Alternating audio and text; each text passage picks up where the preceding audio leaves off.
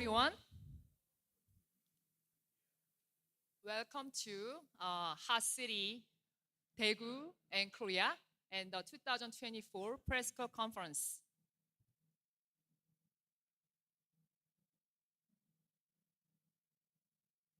My name is Hee-Jung. I'm the chair of Korea Regional Science Association's International Committee.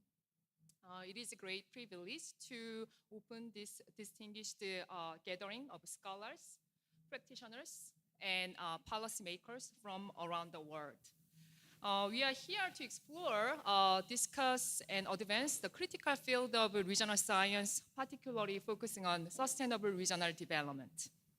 Today, we have a series of esteemed speakers who will set the stage for the conference. Without further ado, let me introduce our first speaker.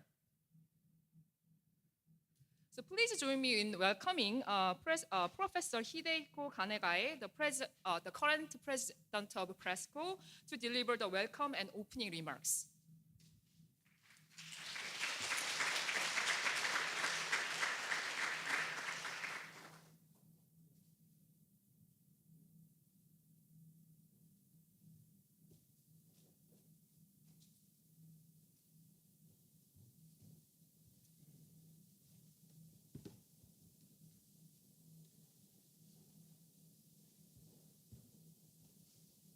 Hello, everybody. Good afternoon, everybody. It's my great pleasure to say a very short word for starting and the kickoff of our PRSCO 2024. Unfortunately, during the COVID-19, we faced several difficulties. In-person meeting. Last time of the conference of PRSCO was held in 2022 by online. But unfortunately, the bit postponed of our conference.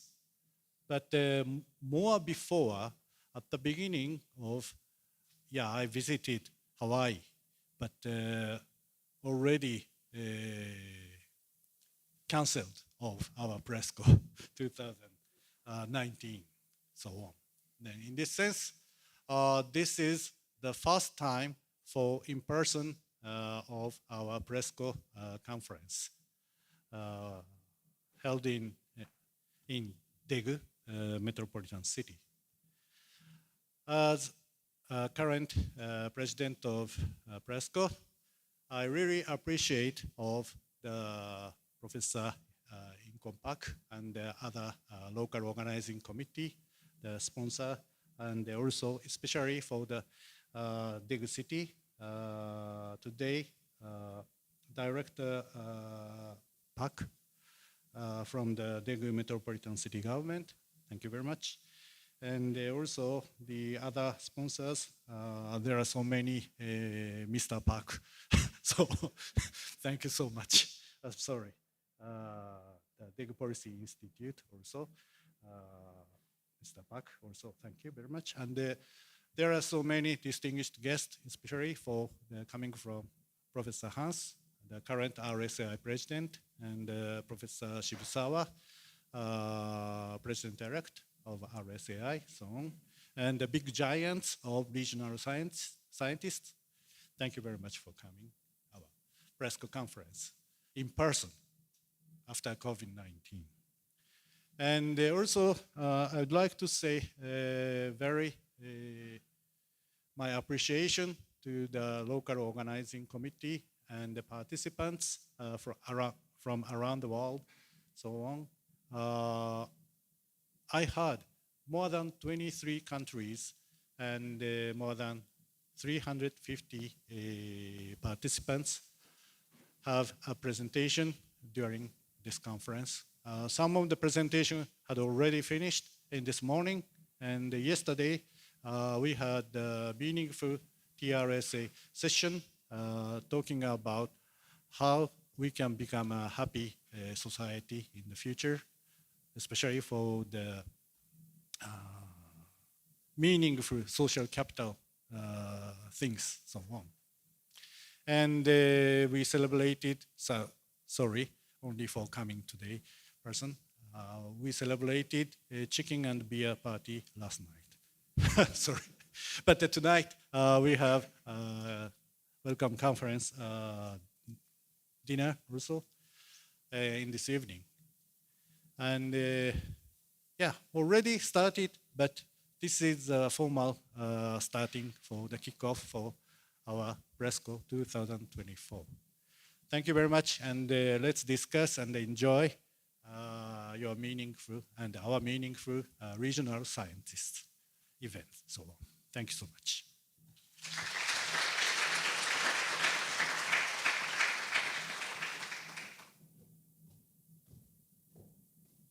Next, we have a congratulatory message from Hans Westland, the president of Regional Science Association International. So please welcome Professor Westland.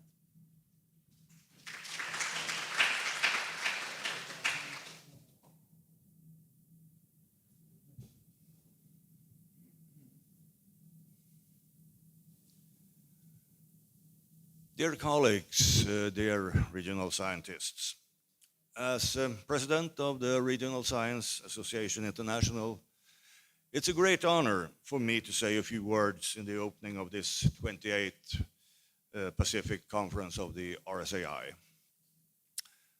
The world is not a spot.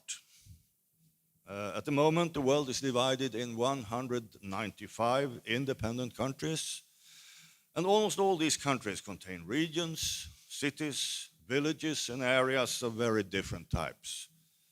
And there are huge differences between these units when it comes to climate, land use, population density, languages, culture, and so on and so forth. So instead of being a spot, the world can be described as a very complicated mosaic. Many academic disciplines analyze the world, and most of them specialize more and more in order to better understand the innermost essence of things. But specialization might also lead to that you miss out the structures and how things are connected to each other. Therefore, there is a need for transdisciplinary approaches that are able to combine information, thoughts, ideas, methods, and analysis from various disciplines, and thereby produce something new, synthesis, that the specialized disciplines cannot achieve. One such transdisciplinary discipline, and an important one, is regional science. Regional science studies human interaction in space and the expressions and effects of these spatial interactions. The concept of space means that regional science not only studies regions, but also what happens within regions and what happens between regions. And as there are such differences between regions, and most of them often also within regions, it is indeed necessary to take such differences into account and analyze why they exist, instead of just looking at national averages. Regional science consists of various combinations of knowledge, theories, and methods from economics, business administration, geography, and planning, but also often with features from political science, sociology, economic history, for example. And we regional scientists often have our roots in one of these disciplines, but in our research, we have discovered that many problems of regional development simply need transdisciplinary approaches in order to be analyzed and eventually solved. Regional science is not only a science for theoretical understanding of the world, it is also a science that in praxis wants to contribute to a better, sustainable, and more equal world in which regions develop and prosper. The last years, the world has developed in directions that I think no one of us had expected. We have terrible and growing conflicts that, if the worst comes to the worst, threaten to throw the world into a new world war. For regional science, this means new challenges. Even if we are very good in economics, geography, and planning, we need to understand that a better world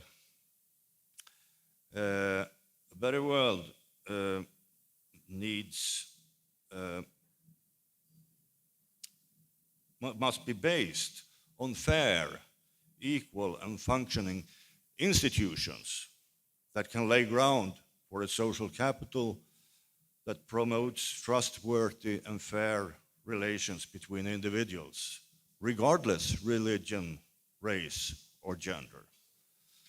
There are, of course, experts in all these fields, but very few of them know anything about how these problems happen in space.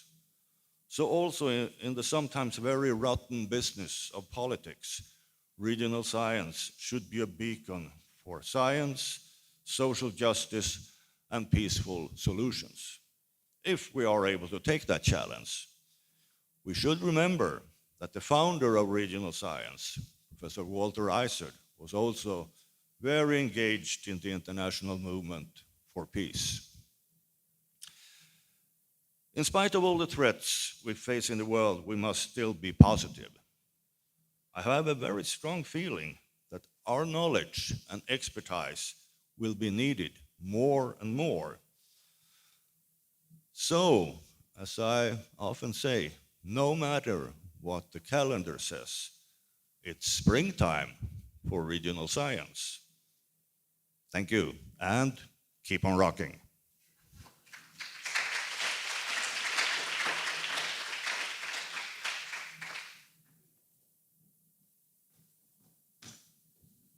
Our next speaker is Ki-Wan Park, the City of Daegu's Police Planning Division Director. So we are honored to have him here to deliver a congratulatory message.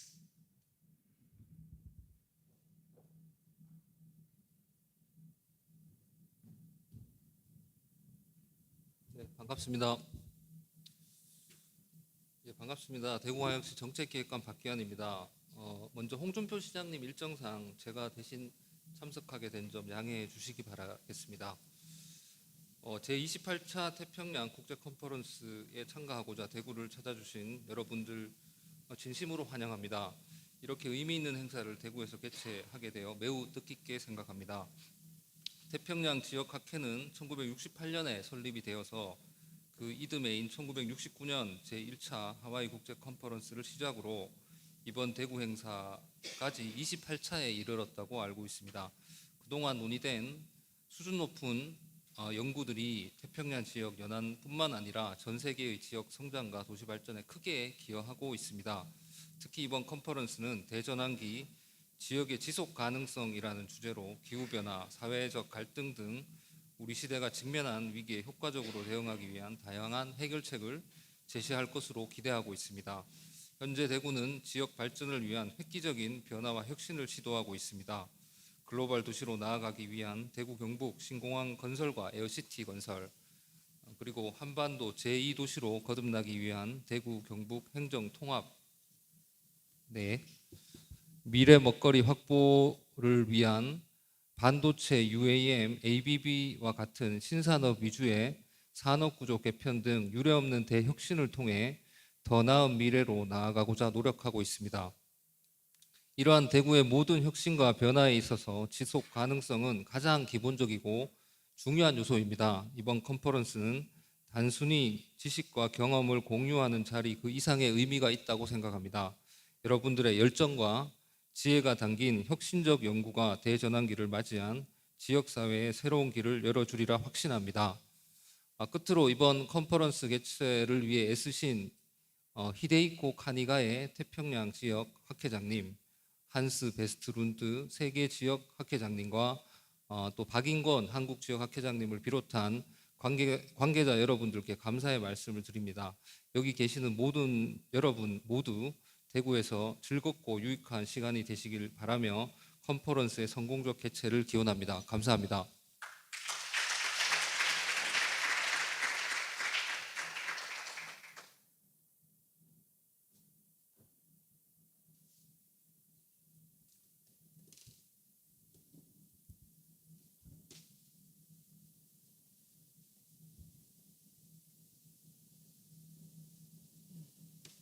It is now my pleasure to introduce the president of Architecture and Urban Research Institute in Korea, Youngbum Leigh, for a welcome address.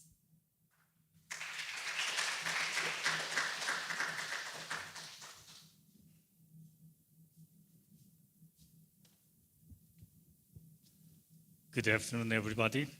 My name is Youngbum Leigh, and it is my absolute pleasure and honor to welcome you all to the 28th Pacific Regional Science Conference, PRSCO 2024, here in the beautiful city of Daegu. As the president of Architecture and Urban Research Institute, AURI, I'm very delighted to share this momentous occasion with you. Today's conference, under the theme Sustainability of the Region in the Year of Great Transformation, brings together distinguished experts from around the world to discuss the sustainable future of regions in a society that faces rapid changes brought on climate change, pandemics, and technological advancements. I hope this conference serves as a valuable platform for sharing diverse ideas and insights to address these contemporary challenges and collaboratively envision the future of our regions. As a co-host of PRSCO 2024, AURI is committed to providing full support and cooperation to ensure the success of this conference. I believe that discussions and findings that emerge from this conference will make a substantial contribution to enhancing regional sustainability. I am confident that you will have meaningful opportunities to engage with experts from various fields and to expand your knowledge and experience today. Once again, I extend my warmest congratulations to the successful opening of PRSCO 2024 and welcome each and every one of you. Thank you.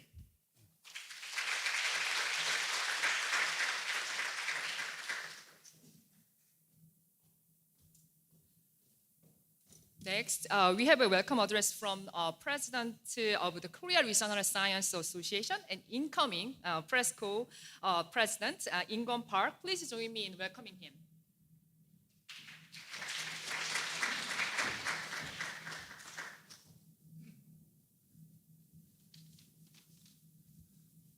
Hello, welcome to this hardest spot in Korea, Daegu. As the president of the Korean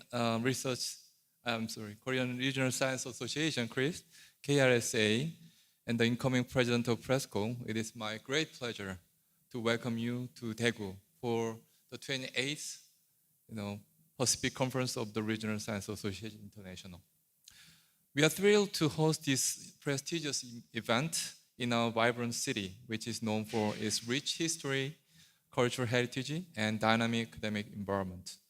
Daegu is a place where tradition meets innovation, offering a unique backdrop for our conference. We encourage you to take some time to explore the city's historic temples, bustling markets, beautiful parks, and renowned cultural scenes. But the weather is so hot, so please be cautious. And maybe take a taxi would be that would be the best way to move around. And the taxi fare is reasonable. And this conference provides a unique platform for scholars, researchers, and practitioners from across the Pacific region to share their insights, explore new ideas, and foster collaborations. We believe that the diversity of perspective presented here will enrich our understanding of regional science and drive forward new and exciting development in the field. The theme of this year's conference is sustainability of the region in the era of great transformation. This reflects pressing need to address the multifaceted challenges and opportunities that our regions face today. Our organizing committee has worked tirelessly to put together an exciting program that includes keynote speeches, panel discussions, and paper presentations on a wide range of topics.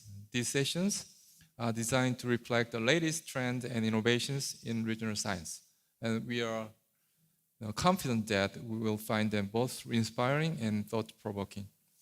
Our distinguished keynote speakers, Peter Nijkamp from VU University, Amsterdam, Jeff Hughes from UIUC, the United States, and Nancey Leigh from Georgia Tech, from State, and Hee-Jung Kim from Seoul National University, and Yang-Ho Park from Daegu Policy Institute are set to share the invaluable insight on the forefront of regional science research.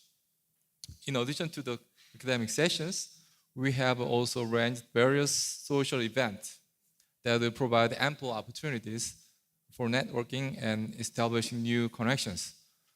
From the welcome session to the conference dinner, these events are designed to foster a sense of community and collaboration among participants. We hope these interactions will lead to fruitful collaborations and lasting friendships. Furthermore, we have organized field trips on August 6th in parallel with paper presentation sessions and an exclusive field trip on August 7th. On August 6th, we will visit the HD Hyundai Robotics factory in the morning and the Smart City Daegu Center in the afternoon. On August 7th, we will tour the UNESCO Heritage Site in Gyeongju. This will be an excellent opportunity for participants to experience Korea's vibrant industrial activities, urban development, and cultural heritage firsthand, and to continue discussions in an informal setting. I would like to extend my heartfelt thanks to all the speakers, panelists, and participants who have contributed to making this conference possible. Your dedication and enthusiasm are what makes PRSCO a vibrant and dynamic community. Special thanks also go to our local organizing team led by Chair Ma and Secretary Sungkyunkwan and KRSA Secretary General Jung-il Park for their outstanding efforts in ensuring the success of this event. Thank you for joining us, and I wish you all a productive and enjoyable conference. I hope your time in Daegu will be filled with meaningful experiences, exchanges, and new insight and memorable experiences. We look forward to the innovative ideas and collaborations that will emerge from this gathering and to the positive impact they will have on regional science and beyond. Enjoy the PRSCO 2024 and the city Daegu. Thank you.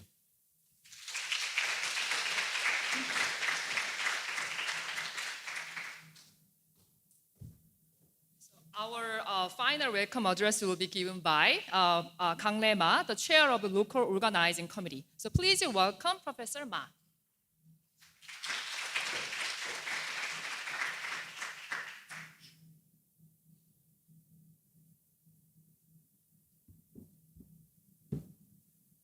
Hello, good afternoon, ladies and gentlemen.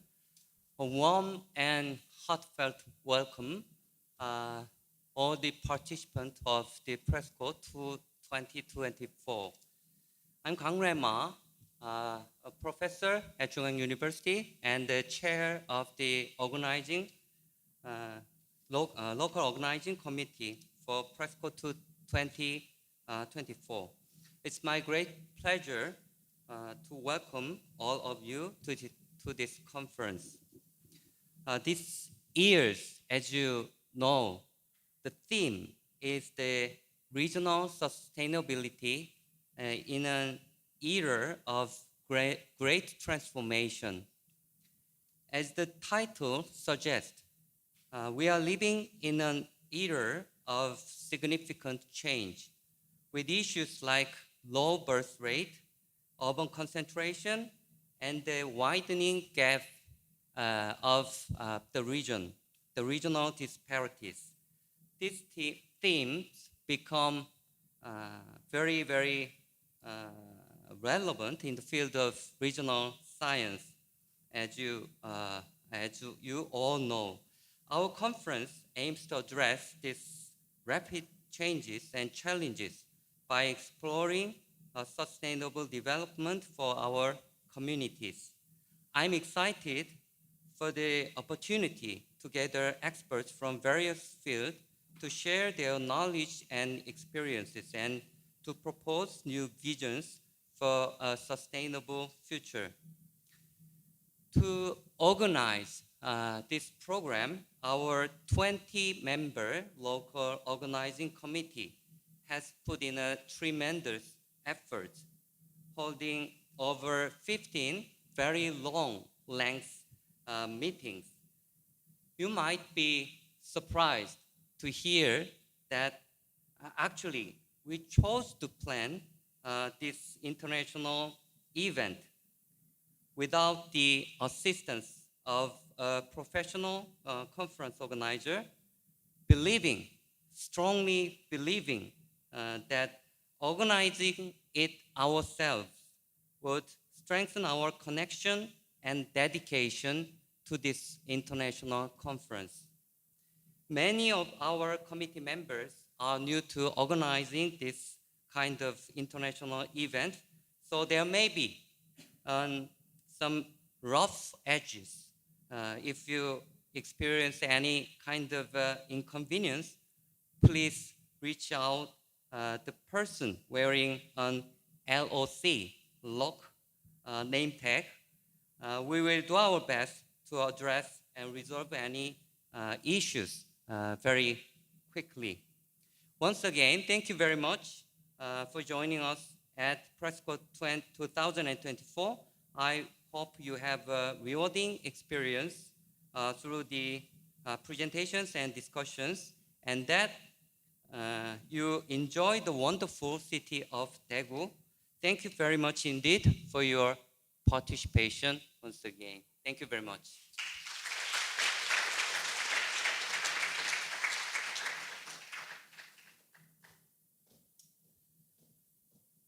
And we are also privileged to have several distinguished guests with us today. The first person is Professor Jean-Claude Thiel, the former RSAI president. Please stand up.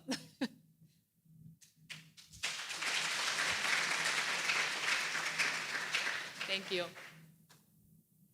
And Hiroyuki Shibushaba, RSAI president-elect.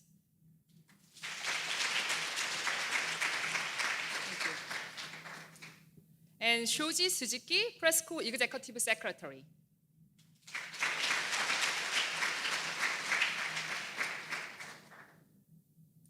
Jaeon Lim, the Executive Director of Western Regional Science Association.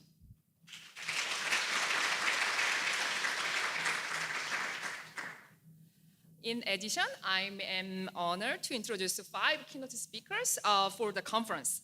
Peter Nijkamp, an emeritus professor at VU University Amsterdam. Yang-ho Park, the president of Daegu Policy Institute, Korea.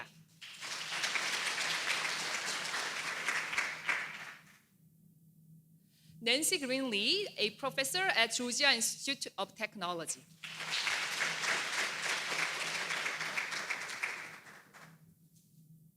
Jeffrey Hee-Jung, an emeritus professor at University of Illinois Urbana-Champaign.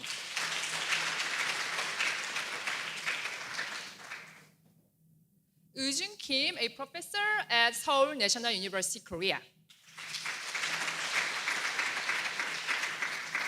So thank you all for joining us. And now we'll proceed with ceremonial photo. So I kindly ask all the distinguished guests and LOC members to come forward the photograph. Thank you.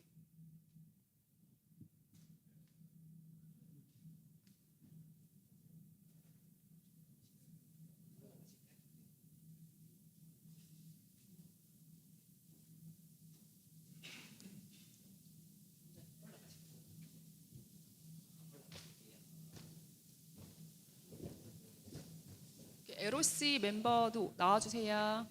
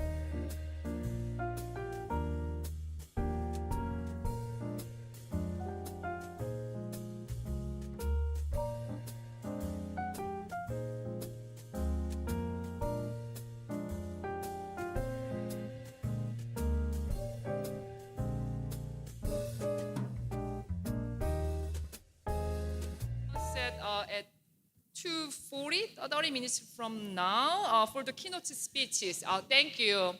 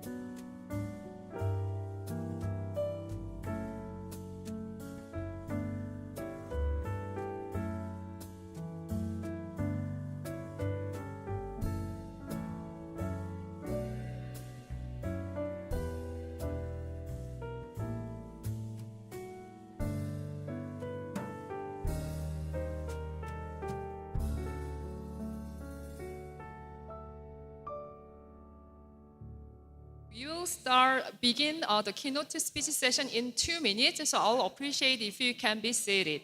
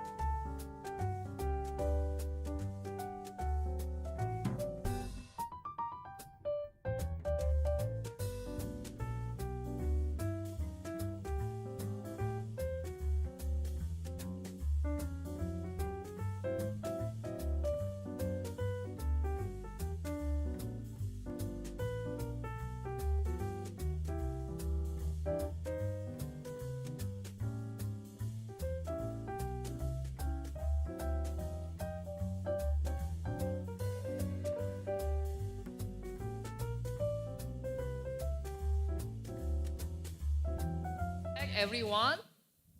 So it is now time for our keynote speeches. So today we have 3 keynote speakers, and then each speaker will have 30 minutes. And then our first keynote speaker is Professor Peter Nijkamp. And Peter Nijkamp is an emeritus professor at VU University Amsterdam.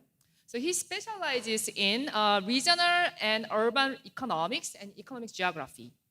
Recognized among the top 20 economists worldwide by WPAC, he has authored numerous books and articles and held a leadership role in major scientific organizations.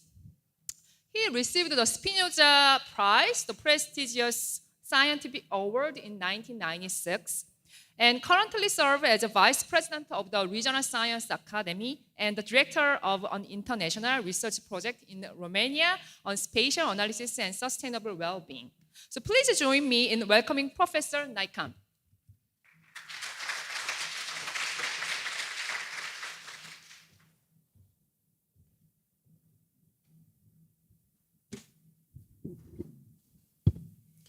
Thank you very much, Madam Chair. Ladies and gentlemen, what a pleasure to be here. I would like to thank, of course, PRSCO for inviting me to be here with you and to say a few words to you. I would like to thank in particular Professor Kanegae and Professor Park, current and incoming president of PRSCO.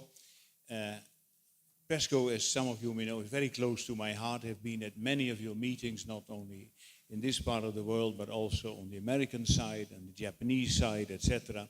So for me, it's just a great pleasure. The topic I would like to present to you today is a little bit of a challenging topic.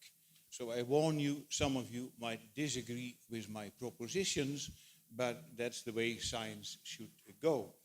So the daring question I'm asking today is, in fact, is a disaster good for you?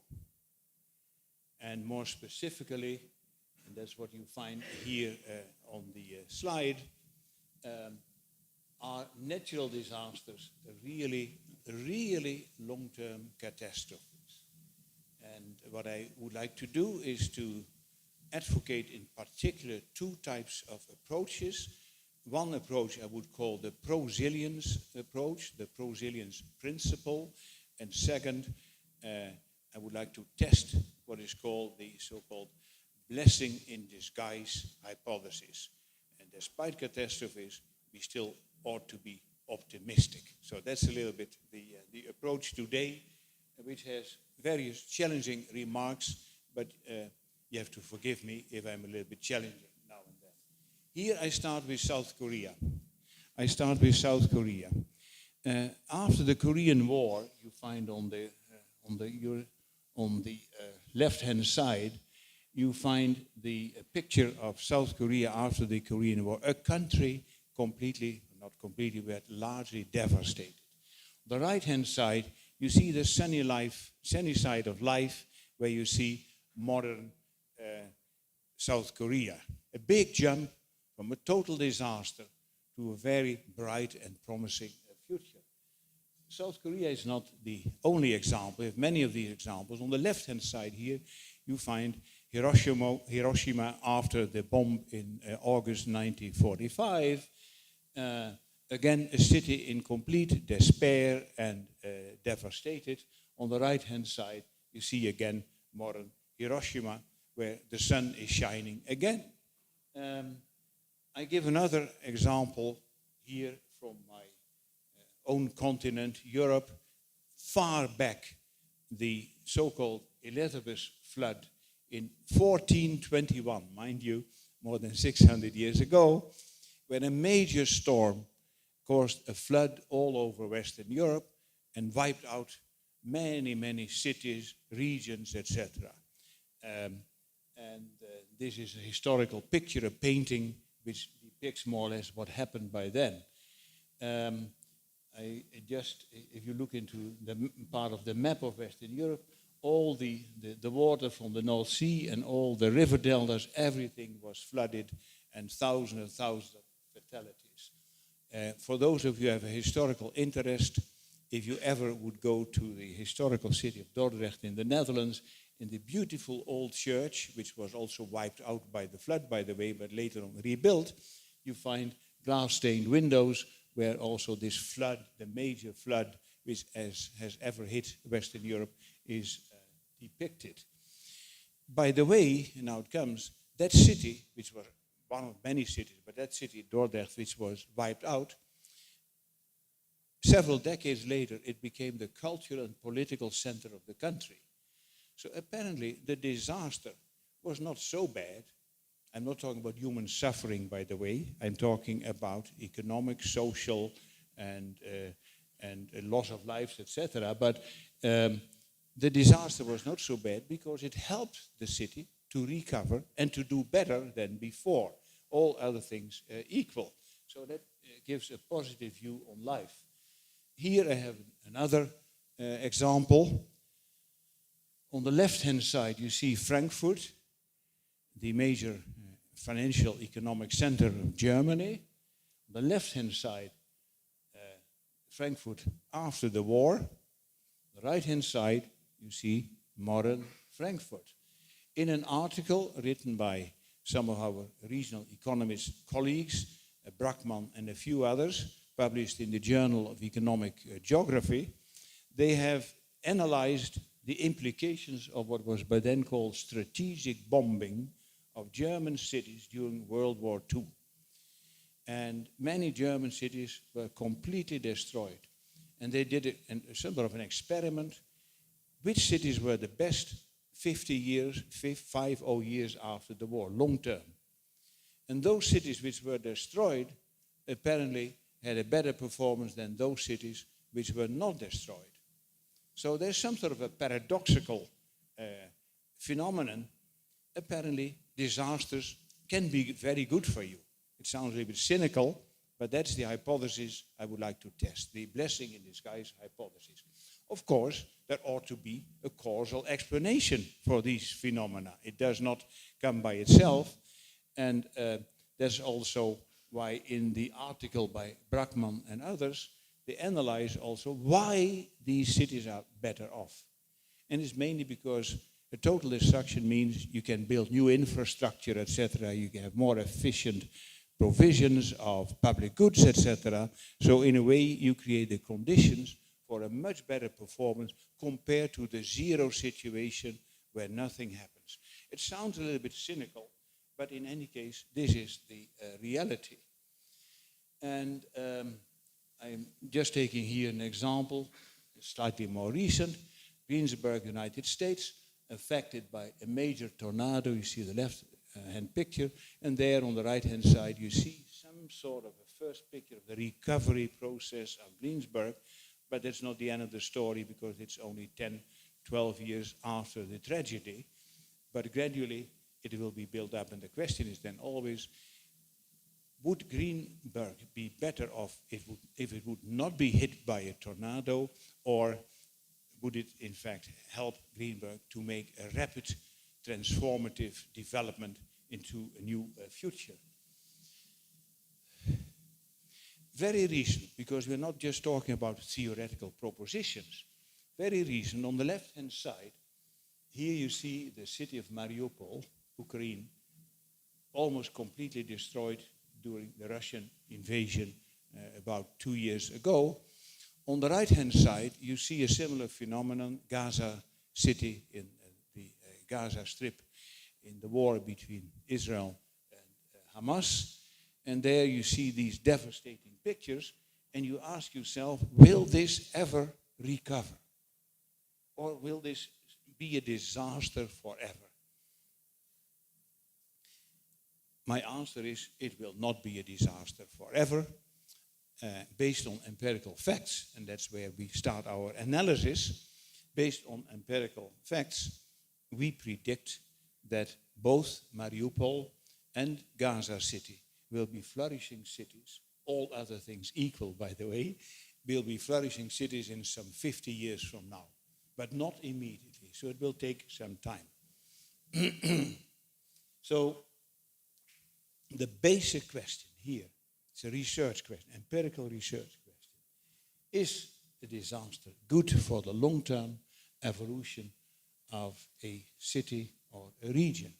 And do we have examples which would clarify this also in recent times?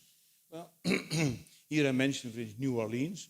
When Katrina, Hurricane Katrina came, New Orleans was largely destroyed, not because of the fact itself, but because of bad management. But nevertheless, the facts happened. Lisbon, also partly destroyed by earthquakes and fires.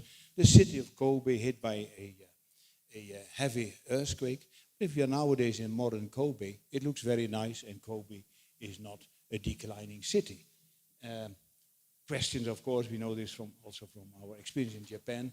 Fukushima, what will be the future of these cities, etc. So there are question marks, but we try to analyze these phenomena and try to extrapolate what could happen based on empirical evidence, based on large statistical databases, and so on. A little bit on the theoretical, conceptual framing of this type of research. In fact, our work, done also in close collaboration with Karima Kutit, also here with us, fortunately.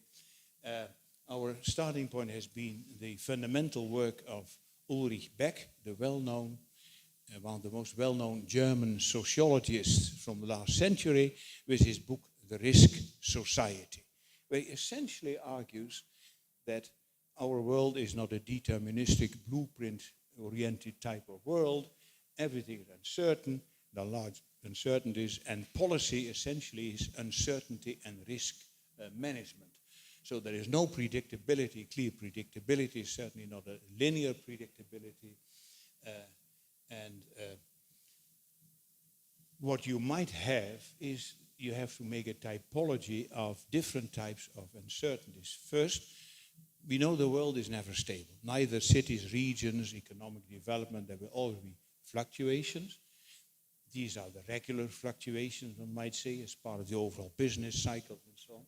There might be disruptions. Critical infrastructures might be destroyed, like electricity might be shut down. And the Russian attacks on electricity networks in Ukraine is a good example, a disruption. It does not destroy the whole country, but it is not a pleasant phenomenon. And you might have deep shocks where the whole structure and infrastructure is destroyed, and you have to start from scratch. And some of the pictures I've shown from the cities on the maps before, in fact, mean that largely these cities are completely destroyed, which means a deep shock. Structures and infrastructures are, in fact, completely destroyed. So here you find some of these pictures, you have regular fluctuations, you have deep shocks, etc., and a combination of sometimes overlapping fluctuations for all cities, regions worldwide. Of course, vulnerability, so the possibility that you might easily be affected by external shocks, of course, may differ, and that, of course, differs, and here you find some sort of a mapping of different types of vulnerabilities, like the world food problem, the climate problem, waste disposal, biological diversity, and so on, so you can make a mapping and typology of all the types of uncertainty. Now, based on the principle of uncertainty, of course, we can then look into the question, what is predictable and non-predictable? What does globalization in open, spatial, regional, urban system and network do to us? How would climate change affect things, and so on? How would geopolitical conflicts and war conditions also affect our economies and our welfare systems and our well-being feelings? So, if we have some simple, more recent examples of the type of uncertainties we might be facing in the future, we have people affected by floods. Look into Bangladesh. We have a refugee crisis in many parts of the world, not only the North American continent, but also certainly in Europe, with wars in Syria and nowadays in the Middle East. We have heat waves, we have wildfires. Look into California, Canada, but also Spain, Portugal, Greece, and so on. So all these sequences of catastrophes, in fact, are affecting our economies. Some people would claim, well, we need smart cities and smart regions so as to cope with all these things. I would not deny that, of course, the use of advanced technology, biotechnology, digital technology might be very helpful, but it does not help us to prevent us from external shocks which are beyond the control of our cities and regions. So in the whole series of studies we have been doing in the past years, we have tried to develop certain analytical steps and methodologies in order to come to an empirical underpinning of certain statements, and especially of the daring statement, is a disaster good for you? Well, three types of steps, I would say.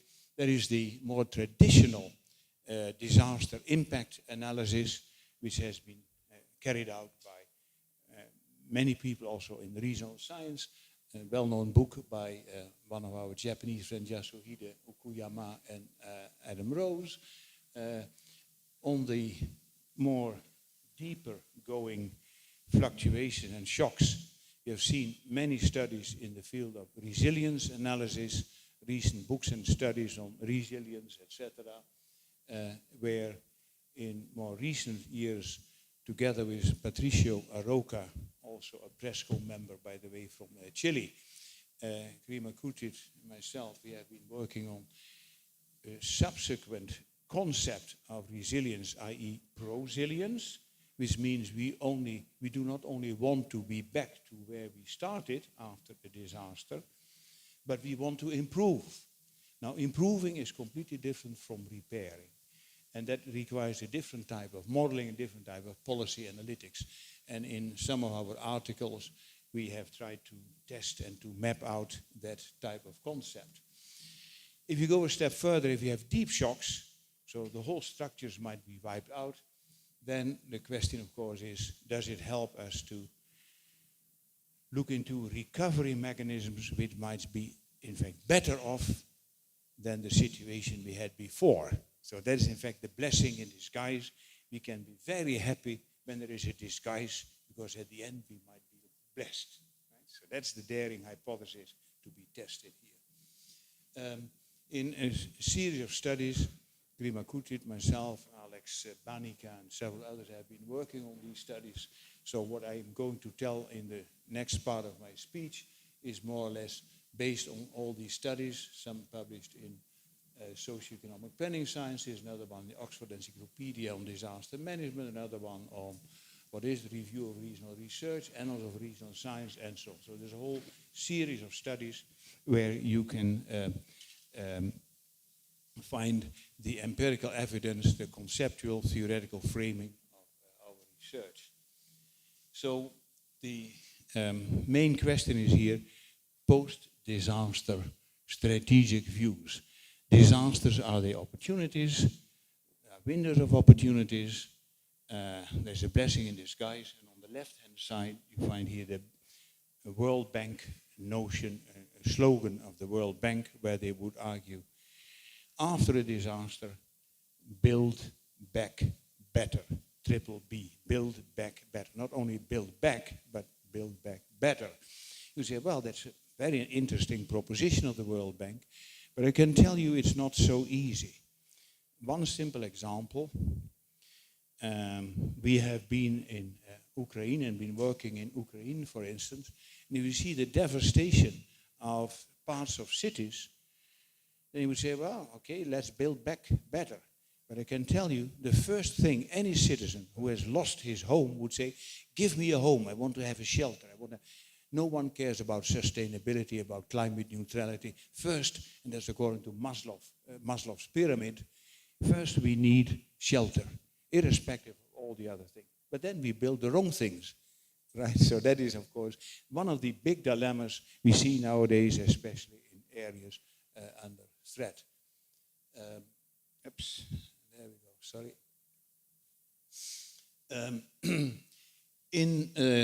From a more theoretical perspective, we have tried to use also the concepts, notions of Amartya Sen, one of the Nobel Prize winners in economics, with his capability theory, where he would argue, also based on experiences in developing countries like India, almost everyone can improve the situation, but you have to exploit the capabilities. If you do not exploit the capabilities, you will stay where you are.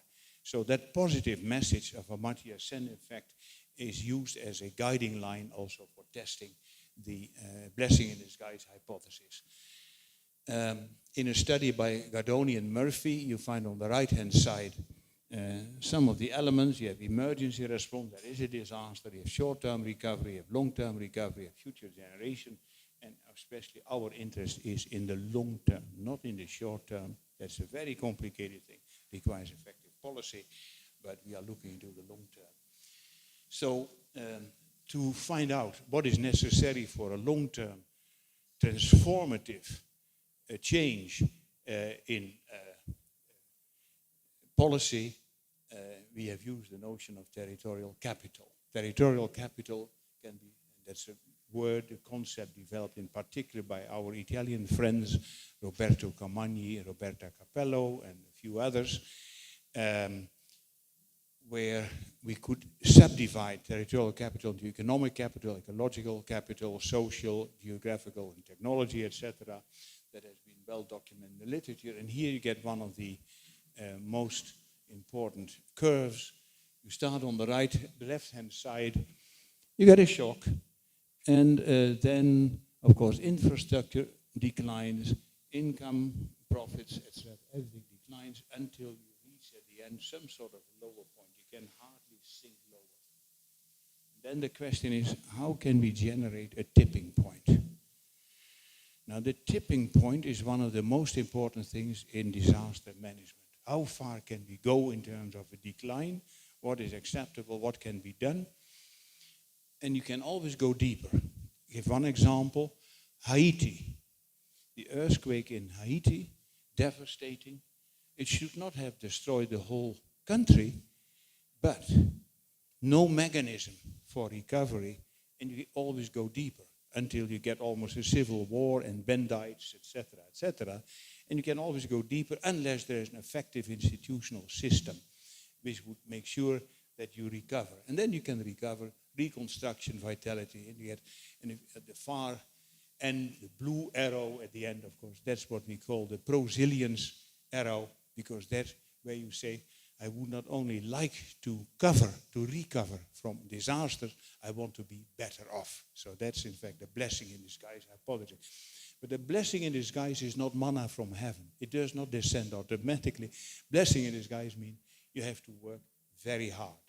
And in our studies, we have given many examples of cities and regions worldwide who really made an effort, public expenditures, mental efforts, entrepreneurial spirit, and so on. Question now, if I say, is it good for you? Is a disaster good for you? It means, what is good? And of course, we are inclined to say, well, let's look into income. That's a more traditional GDP type of measurement, but that's not the whole story, because what is good for you also depends on your social circumstances, on health conditions, educational opportunities, etc. So in our empirical work, we have mainly used the Human Development Index, so HDI from United Nations, which is a standardized measure for social well-being, which can be compared across different countries. So, and these are different components, but for each of the countries involved, these types of indicators are available over an X number of years. So that makes our life much easier. And so that means that at the end, what we want to do to evaluate the resilience mechanism in different cities and countries, and the analytical model we have used, you find it here. You start on the left-hand side, a natural disaster, instantaneous impacts, exposure, depending on exposure, vulnerability. You have a response choice set, of course. You have here the territorial capital mechanism, which I've described before. You get effective policy responses, and you go further to the right, long-run socioeconomic impact assessment, GDP, well-being, HDI, resilience or pro-resilience, depending on your policy ambition, and at the end you test whether after a certain disaster there is a blessing in disguise. So this in fact is the methodological framing, and so in fact now two things which are important. First, if there is a disaster, if it happens, what are the long-term possible implications, looking into the positive view I have on disasters? And second, it might be possible to prevent disasters. But prevention of disaster is very costly. But then the question is, even when you put a lot of public money into prevention mechanisms, are you then growing more slowly than if you would not do anything in the long run? Again, it's not on a 5-year base, but on a 50 to 100-year base. And in both cases, our answer is yes. The answer is yes to both questions. So, on the first side, I'm not going to describe this in more detail because time is running out, but the first side is actual disaster analysis. And what we have done here is to use a whole series of statistical econometric exercise and experiments so as to test the hypothesis which I've just mentioned before. Here, several databases on disasters, some of them starting end of the last century, some of them a little bit longer. There are even disaster databases which are giving a survey of disaster over the past 100 years, per country, per type of disaster, the intensity, the number of people killed after the disaster, the fatalities, the economic costs nowadays increasingly. Of course, some uncertainties, that's quite clear, but it's some sort of a standardized set of databases, and we can use these databases to test whether HDI, so the Human Development Index, in the long run is a function of all these mechanisms, including policy measures and policy intervention schemes. So this is more or less the modeling type which we have here. You see on the right-hand side the time horizon, and we are particularly interested in the longer time horizon. So a whole range of different analytical approaches like correlation analysis, factor analysis, cluster analysis, econometric modeling, and also more recently social network analysis and artificial intelligence, so as to get a very clear, comprehensive picture of all disasters all over the world. I'm just going quickly, well here I just go quickly through all the tables, there's no time to discuss them in more detail, because I also need to go to the next step, etc. Because apart from the global cross-sectional part, you can also do some more regional analysis, and some sort of specific disaster type analysis. We know, for instance, that China is one of the most frequently visited countries by disasters, like floods, earthquakes, etc. And we also know that the Chinese response system has been rather effective. It has not affected very much the Chinese economy, and also not the AGI index, so we can also do country by country and disaster by disaster type of analysis. And just all of you who are interested in the empirics, they can look into all the publications which we have been indicating before. And I go quickly to the last part of my speech, and that is in fact the second step. Is it good to spend a lot of money on prevention? That's the second step. And again, I argue yes. And I give first one example. Here's a map of my own country, the Netherlands. This is the Netherlands near the sea. The blue is what would have happened if there would have been no dikes. Now you can easily see what happened. The whole of the country would almost be flooded with 1 meter sea level rise, and that is something we will easily reach. So if we would not be preventive and spend billions and billions every year without any political debate, you just spend it because you want to be safe. If we would not spend it, the whole country would be wiped out. And especially with even 0.5 meter sea level rise, it would devastate the whole country, both from the seaside and from the big river side, because the water comes from two sides. It comes from the mountains, comes from the sea. You are just caught in a bowl in between. It's the most dangerous place, and that's where people like to live. More than 6 to 8 million people would be affected immediately if one major dike would break. We still feel safe. Why? Because we spend so much money, and not only dikes, technical equipment, monitoring systems, computerized early warning systems, etc. So that helps a lot. If we don't do it, we would be lost. And here you see an example of what would happen, the counterfactual movement. This is Turkey, half a year ago or so, during a severe earthquake in Turkey. In contrast to what is usual in Japan and other countries, you build earthquake-proof buildings, very strict construction requirements. Turkey had requirements but forgot to implement them. And the first earthquake, which happened on the border area between Turkey and Syria, there you see the result, devastating impacts, cities destroyed for a long time. Well, given my blessing in disguise hypothesis, I'm still very optimistic on the future, but that means that we have to do the analysis, also on prevention mechanisms. Here we use for the second step the Lloyd City Risk Index, which is publicly available. Everyone can use that. We used also other databases from the Global Power City Index produced in Japan by the Institute for Urban Strategies in Tokyo. We used data from the City Resilience Framework, 100 cities, etc. And we did a sample of studies on 40 cities to see whether cities which have a high level of preventive public investments are doing better or worse than cities who don't do anything.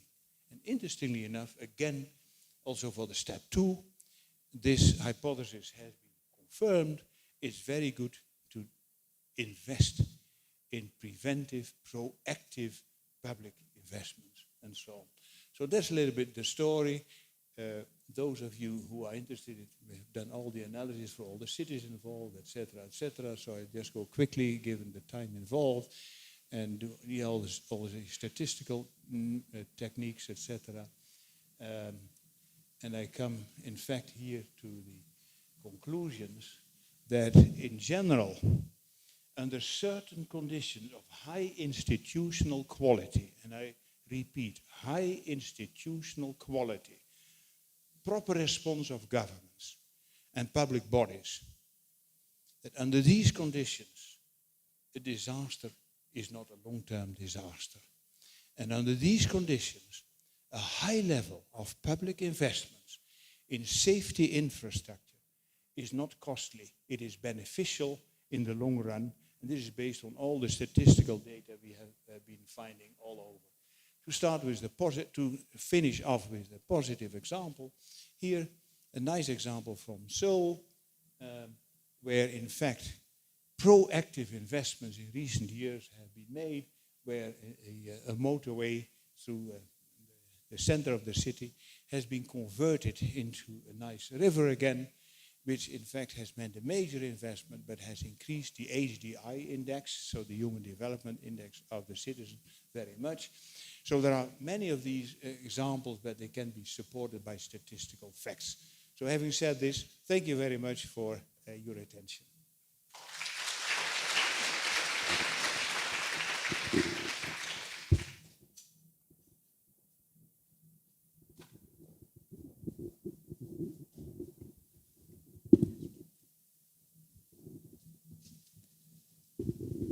Thank you, Peter Nijkamp, for your insightful presentation. Our next keynote speaker is Dr. Yang-Ho Park. And Dr. Yang-Ho Park is the president of Daegu Policy Institute, Korea. He holds a PhD in urban and regional planning from UC Berkeley. So he has served as the 12th and 13th president of the Korea Research Institute for Human Settlement, which is the largest research institute dedicated to urban and regional planning in Korea. He is also a member of the Presidential Advisory Council on National Balanced Development.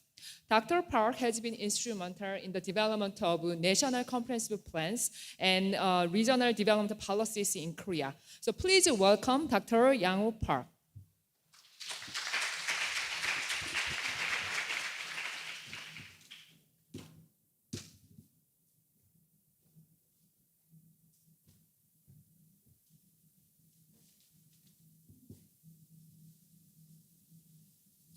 Thank you very much. About 30 years ago, one single research institute has been established. That institute is a Daegu Gyeongbuk Research Institute. Daegu is here. Gyeongbuk is a surrounding Daegu region. So single Research Institute, Daegu Gyeongbuk Research Institute, has been separated last year into Gyeongbuk Research Institute and Daegu Policy Institute. So all members of Daegu Policy Institute welcome members of International Regional Science Association, and also wish all of you to enjoy Daegu and Korea. I'd like to focus on strategic location of Daegu, Korea, and the bundled innovation toward Daegu future 50 years. So I will introduce the current situation of Daegu and the next future policy direction. Very briefly.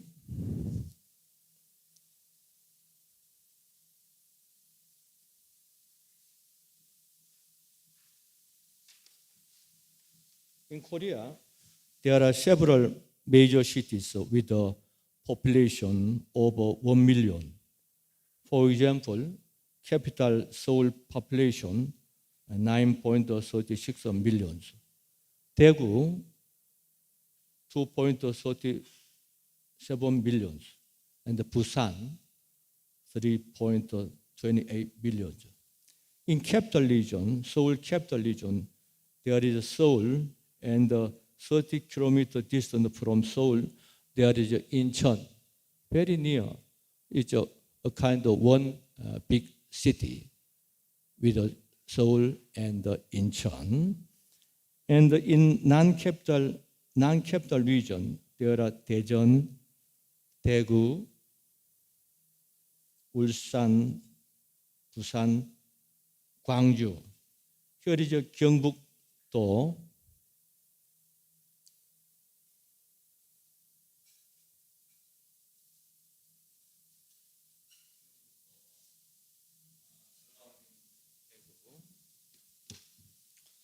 (50.7%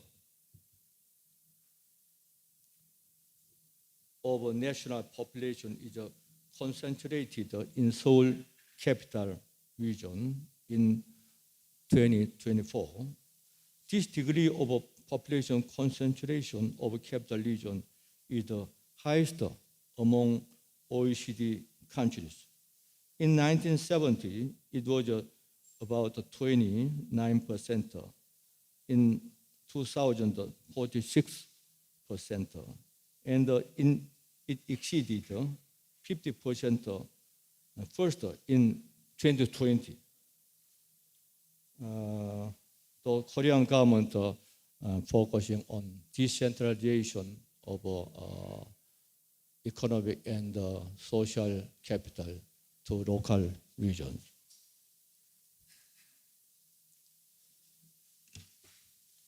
Here, Daegu is 290 kilometers far from Seoul. Last year, in July, Daegu administratively consolidated Gunigun, rural stagnant region, population about 20,000, part of Gyeongbuk province, Gyeongbuk-do. The area of Daegu increased by 70% from this consolidation of Gunigun. But even though lagging region, Gunigun, fortunately, there is a national plan of construction new international airport. In Gunigun, there is also increased area of possible urban land use, and there are many historical culture and tourism content in Gunigun.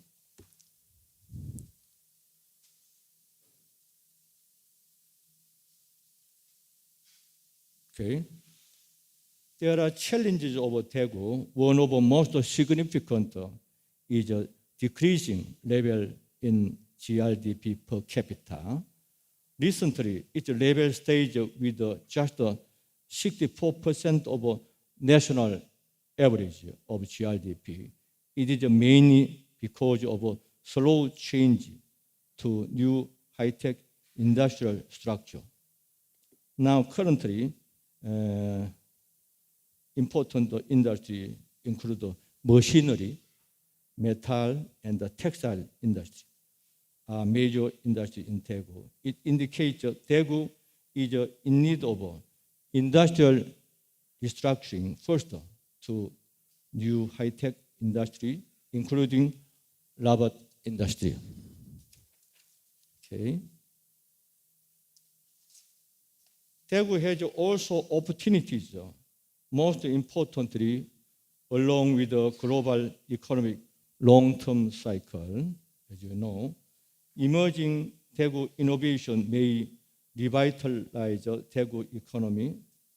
As seen in diagram from 2020, world economy with the pandemic may start a downswing to 2045. And after that may turn to upswing to 2070. Along with the downswing cycle, Daegu should seek innovation for new sustained growth with a new high-tech industry. Historically, as in diagram, in the period of a world economic downswing cycle, innovations tend to pivoting roles for sustained economic growth. We can also cases of the Korean industrialization in later 1960s and the 1970s. And the Chinese opening and reform innovation from 1978. Those innovations had changed the national rapid economic growth, almost a miracle.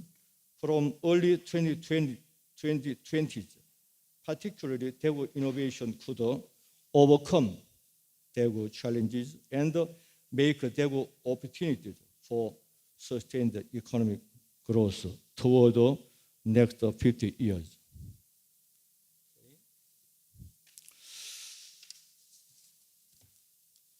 Daegu innovation can activate by rediscovering the strategic location and by utilizing its merits.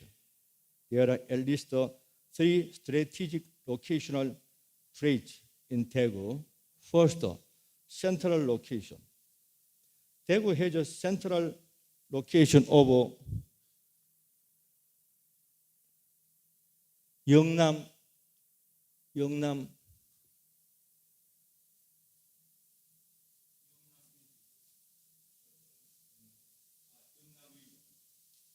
including Daegu, 경북, and Busan, Ulsan, and the Gyeongnam region.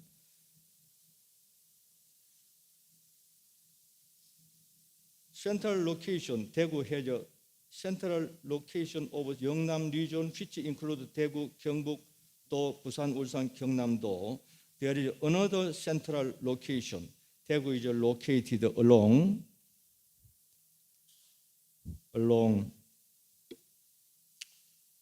east-western central corridor across Yeongnam and the Honam region. Honam region includes Gwangju city, which is southern region of Korea.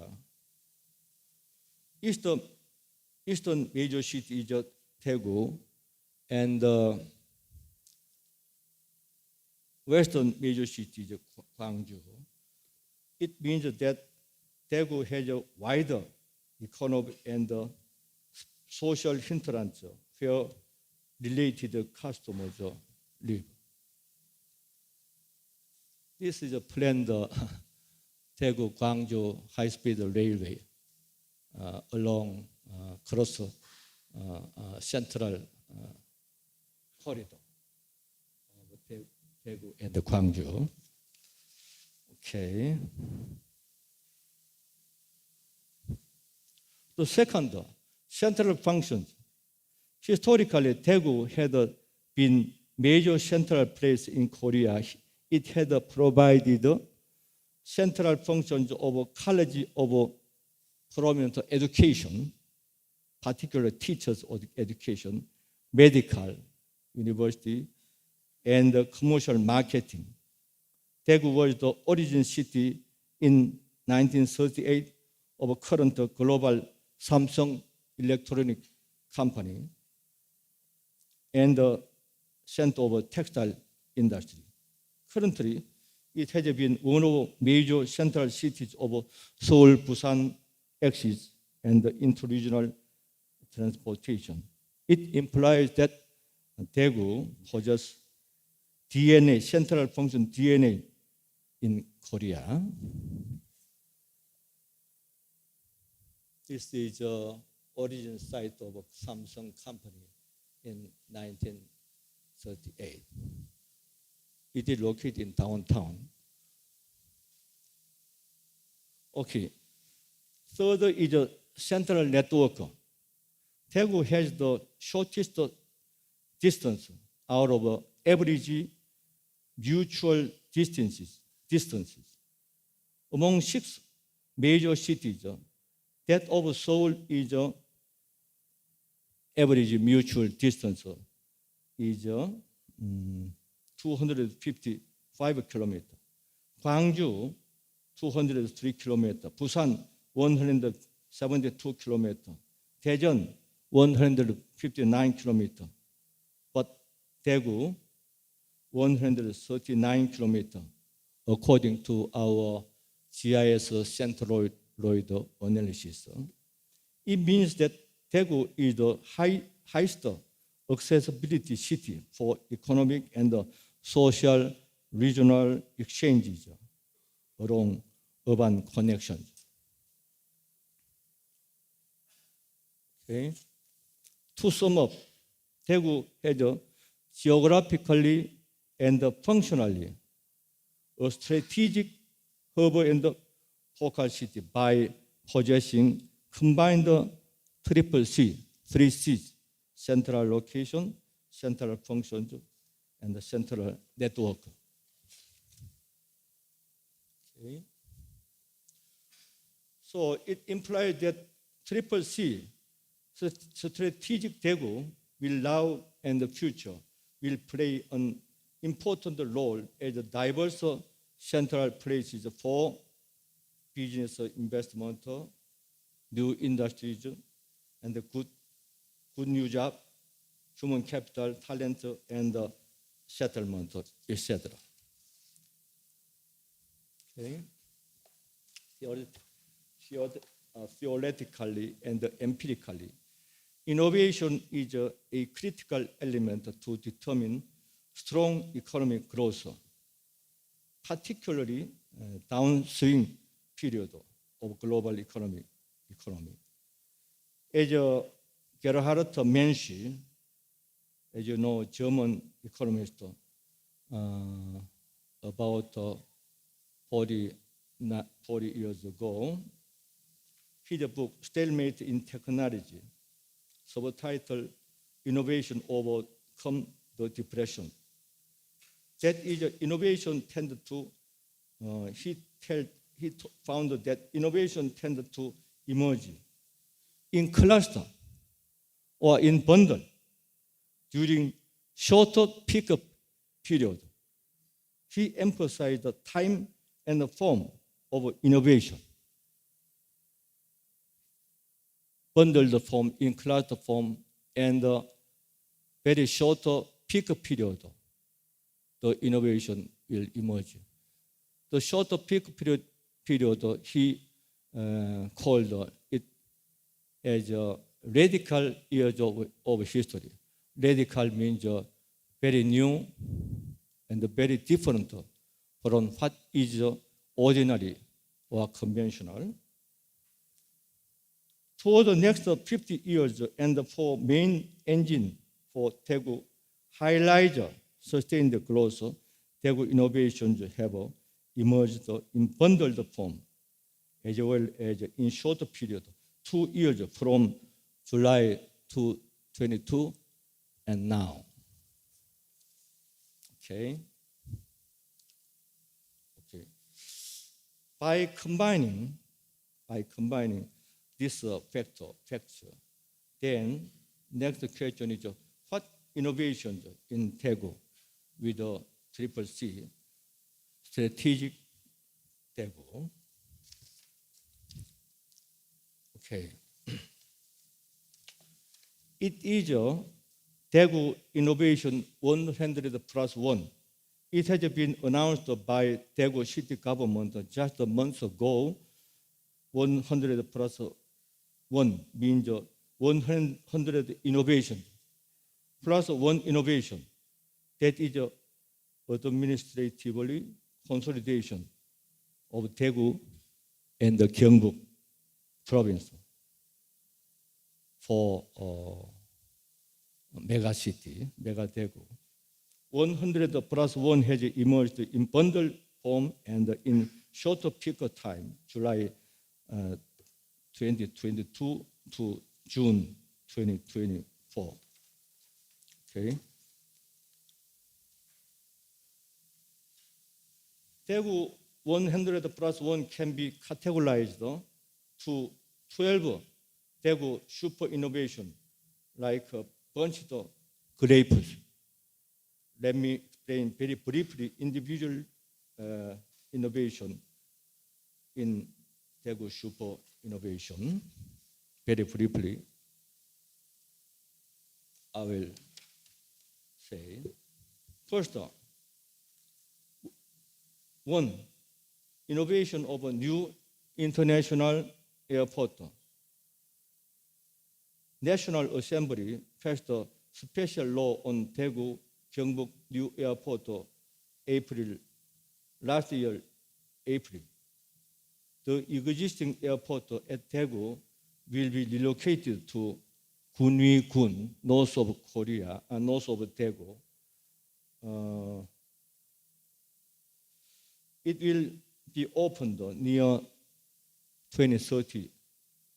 The new first inland global airport in Korea Peninsula, reducing national security risk and climate change risk. Okay, next. 2.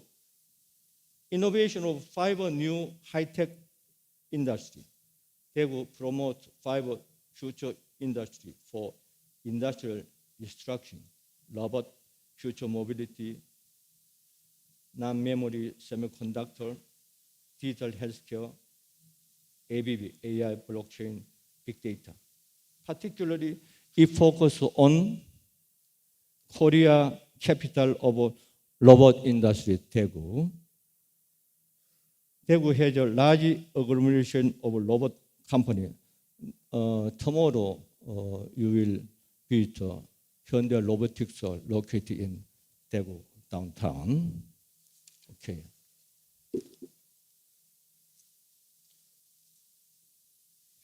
Important thing. Daegu will promote the package project of a new airport and a new industry. In Korea, about 99% of semiconductor product is exported overseas through air transportation. Computer, 88%. Medicine, 87%. Wireless communication product, 85%.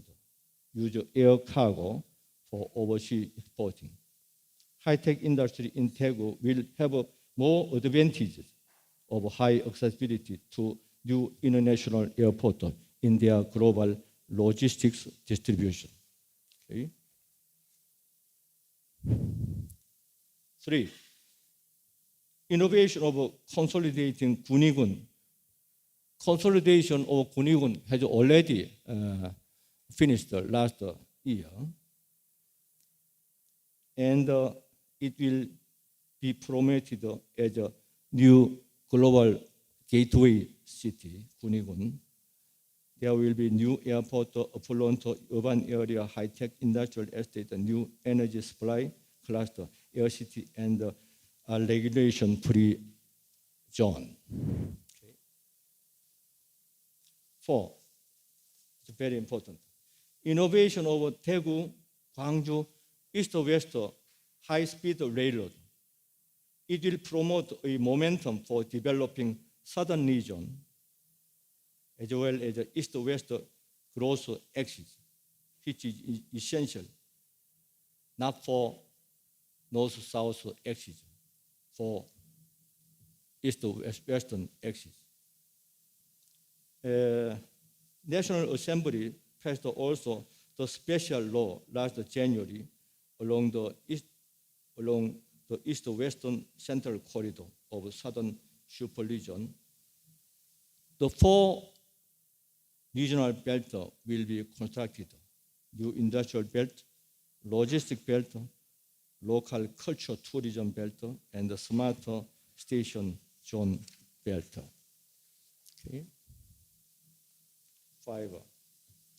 Innovation of urban betterment structure, particularly emphasis will go on new development of a global landmark city benchmarked by Dubai model for relocated site of the existing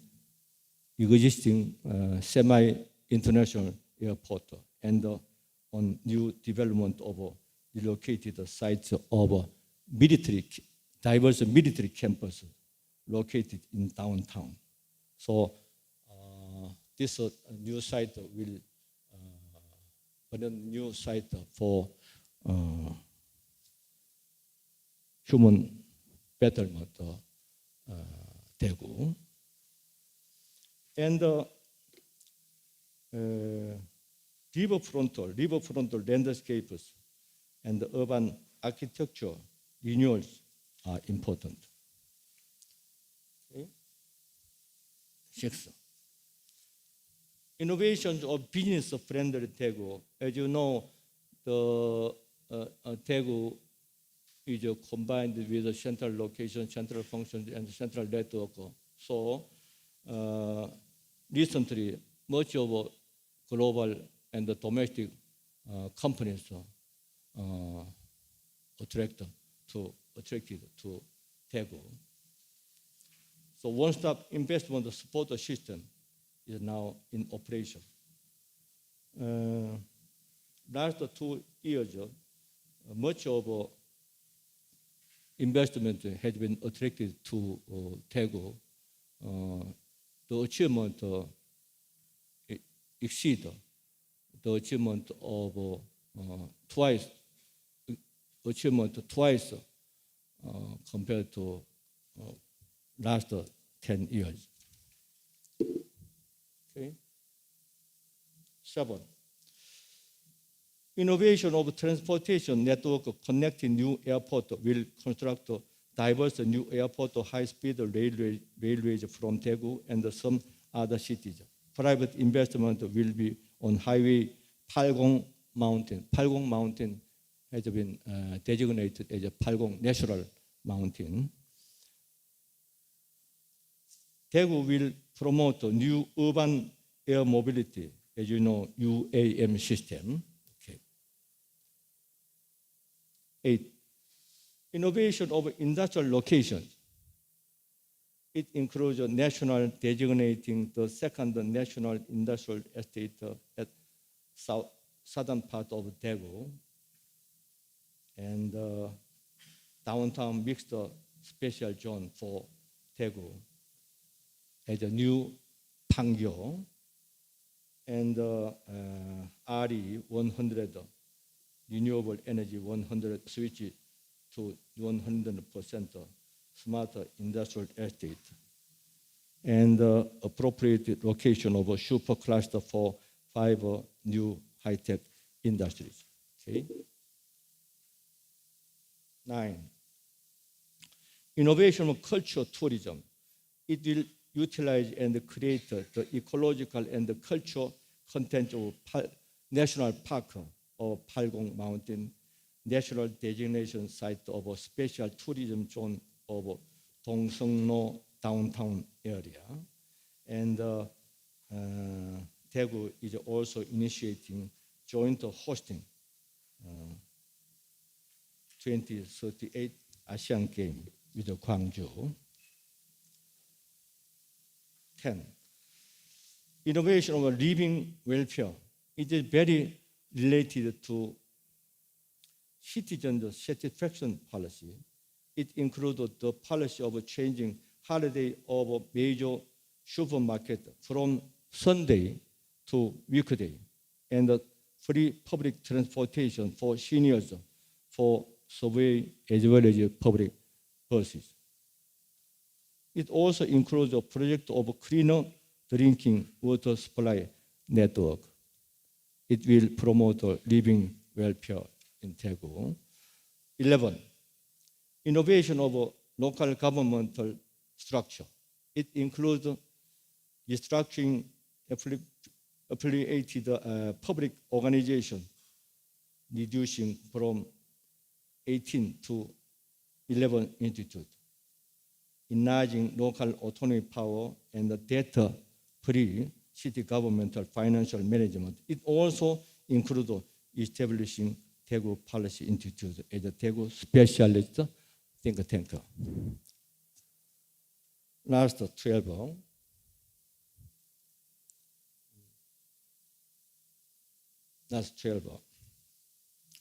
Innovation of consolidating Daegu and Gyeongbuk near Gyeongbuk province, Gyeongbuk-do. Its consolidation is a semi-planned, will change area scale to 33 times of Seoul and the double of Gyeonggi-do. Okay. It will lead to the second largest city of population in the Korean Peninsula, also change it to the largest GRDP in non-capital region.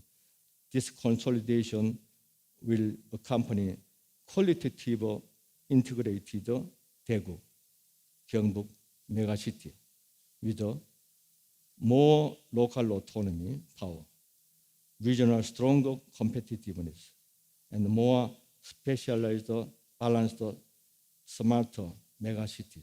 The main goal is on big development hub pole area, promoting the southeastern western regional growth. These innovations will be implemented with the interconnection, synergy effect, and big performance, and the Daegu transformation. Okay.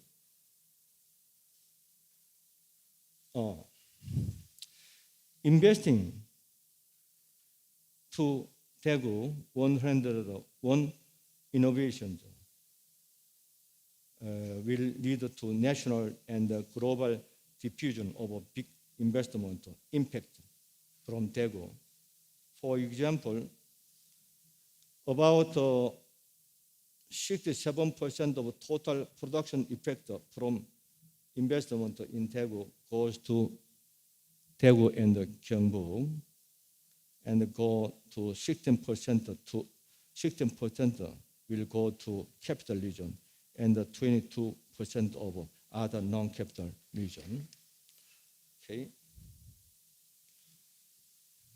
Daegu Innovation 100+1 as a super innovation will proceed 3 steps.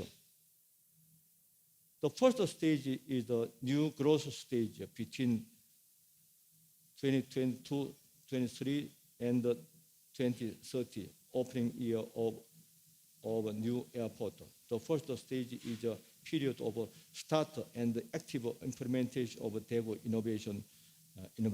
The second stage is a sustaining growth stage between 2030 and 2045, turning point to upswing of world economic cycle. This second stage is the expanding period of 100+1. The third stage is the accelerating new growth stage between 2045 to 2070, upswing period of world economic cycle. The third stage is the maturity and the re-innovation period of 100+1.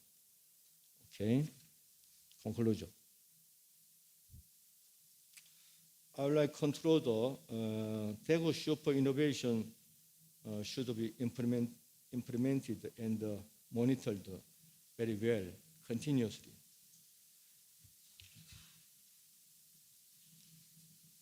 It should be lead to 4 interconnected performances.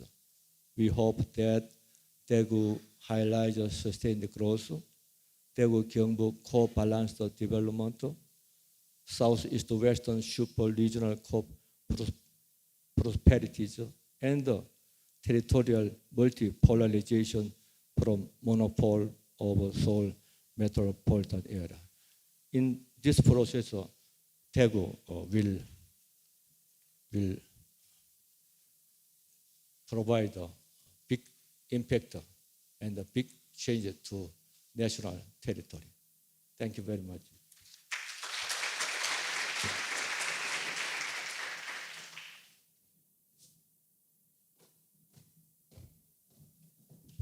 Thank you so much for Dr. Yang-ho Park about of your presentation about Daegu's City of Daegu's innovation effort. So our final keynote speaker today is Professor Nancey Greenlee.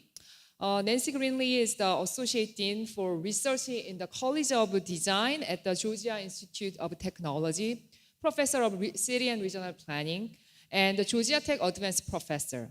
Dr. Leigh has authored over 60 publications and 4 books, including very famous book, Planning Local Economic Development.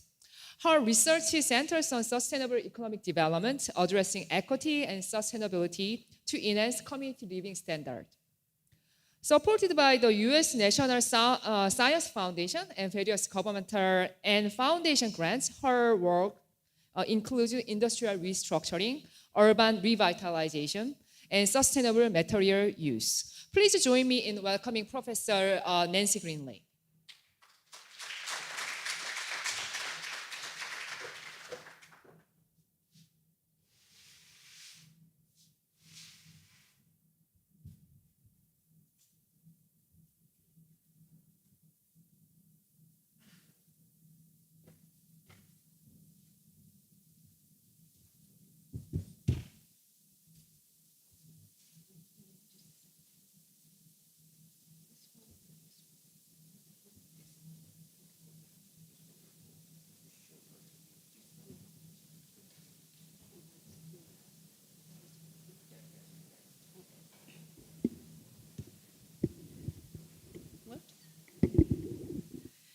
Hello, everyone.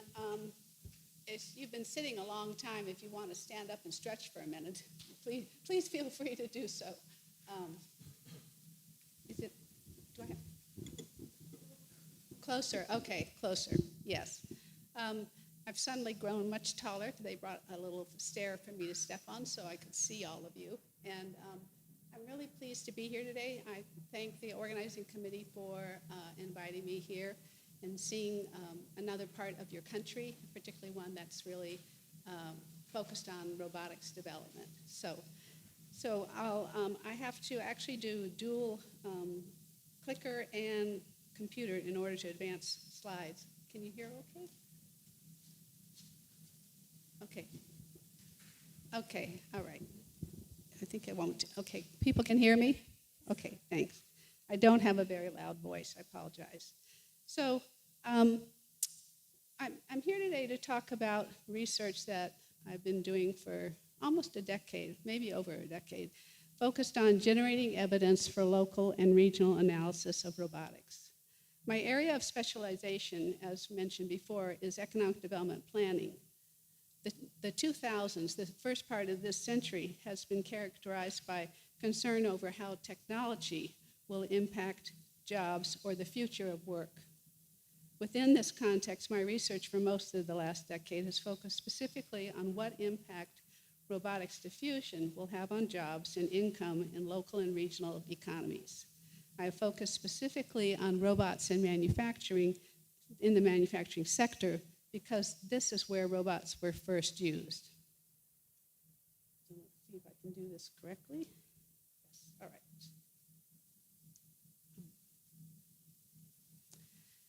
Here is just to give you a little context. The left-hand side of this screen is showing you a traditional industrial robot, typically something that would be used in an auto plant, because that's where robots first got their major use. The key thing to keep in mind about these robots is that they're actually quite dangerous. If a human were to encounter them, they don't stop when they feel resistance, and there have been serious accidents and even deaths on manufacturing floors as a result of that. So they have to be caged. There are a whole set of safety requirements for the use of these robots. The right-hand side is what we call a collaborative robot, or cobot. That's the definition, the shorthand for it. And you can see there's a human working alongside it. They're smaller in scale. They are designed to, if they encounter a force, run into anything, they immediately pull back. They don't keep going and causing damage to humans. And that's really the focus of the second National Science Foundation grant that I received, was on collaborative robots and what are the prospects for them. So they differ from the industrial robot, which is the left side, in that they're more versatile and universal. They're easier to use, they're less costly, and they have a smaller footprint.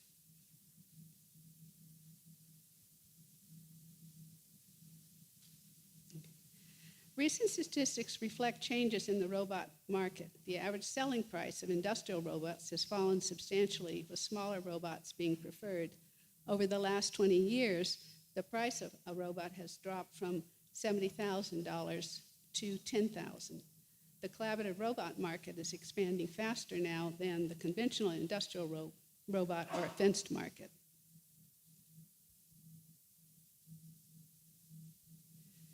Cost reduction, technological advancements, and socio-demographic changes have led to an increase in robot adoption rates worldwide. This slide shows the unit sales on the left side and robot stock on the right side for the world, the US and South Korea. The statistics are shown as percentages of robot sales and stock relative to 2010. Interestingly, I need to advance a little bit. Okay, all right, no, it's fine. Interestingly, South Korea may be of interest, and you may not know it, has actually the largest stock of robots in the world per its workers. I want to get that to advance. The way in which it's measured is the density of robots per 10,000 workers. South Korea, the density is 1,012 robots per 10,000 workers. In contrast, the US is only 285 robots per 10,000 workers. And the worldwide average across countries is about 154 robots per workers. So just to give you, that was to give you a little background context, and now I want to focus on our research agenda and approaches.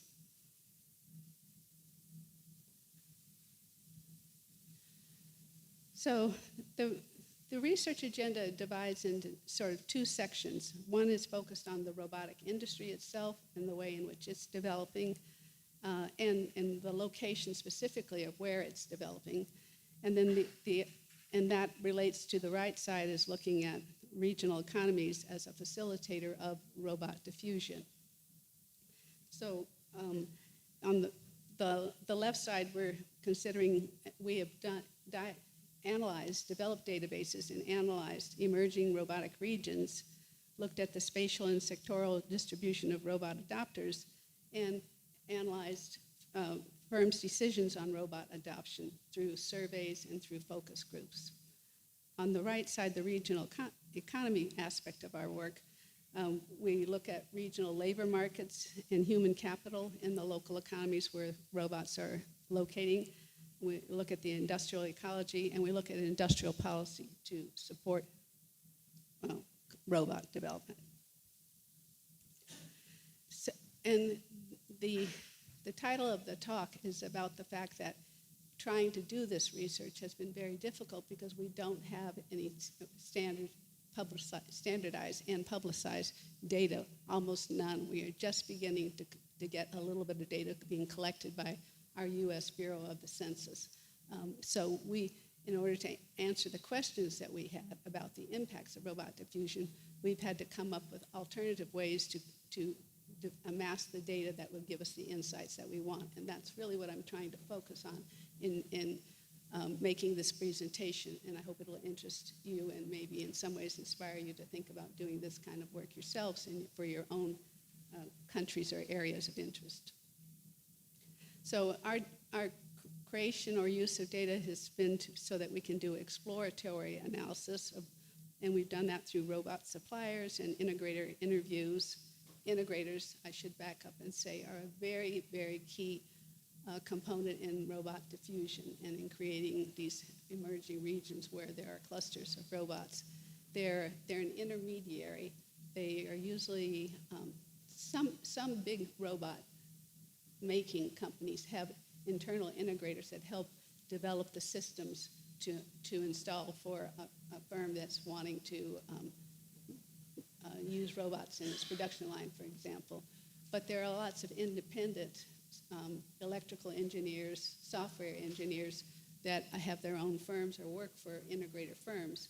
And the location and the availability of those firms is a key factor, and also the spread and use of robotics. I can't hold it because I have to do this. I can't hold this, sorry. I have to use both hands for the movement of the slides here. So you can hear me better now, hopefully? Okay, all right. I'll move over, how about that? So that's a key point of the first part of our research.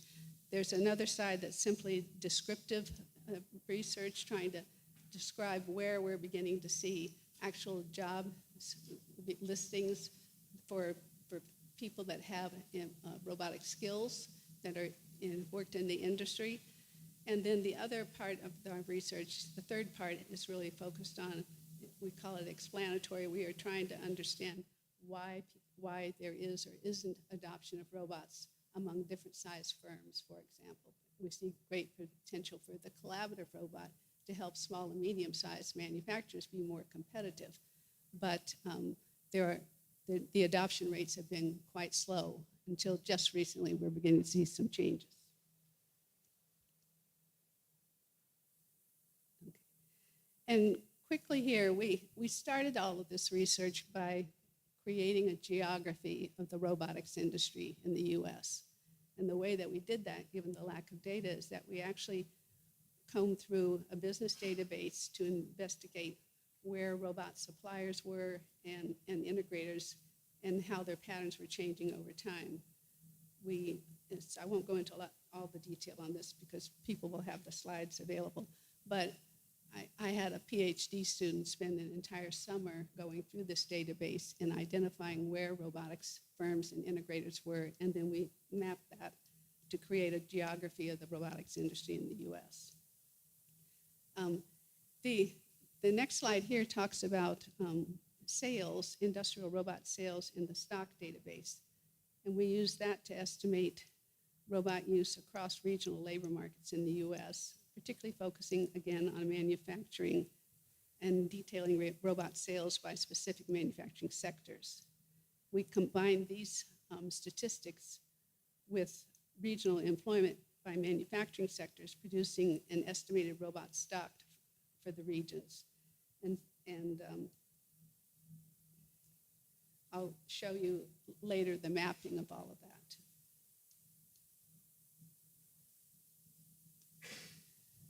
So the online job posting database that we used, we did an unstructured text data mining, looking specifically for job advertisements that were asking for skills related to robots or mentioning robots, whether it's a robot firm or whether, again, it's the skills in operating the equipment.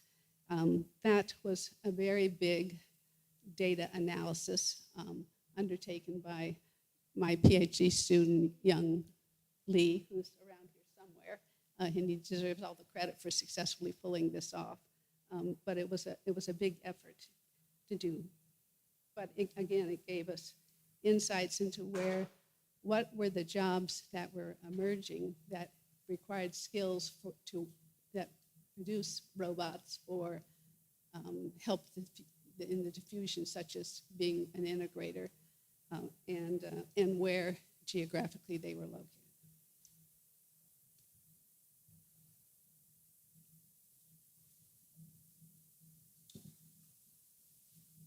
Okay.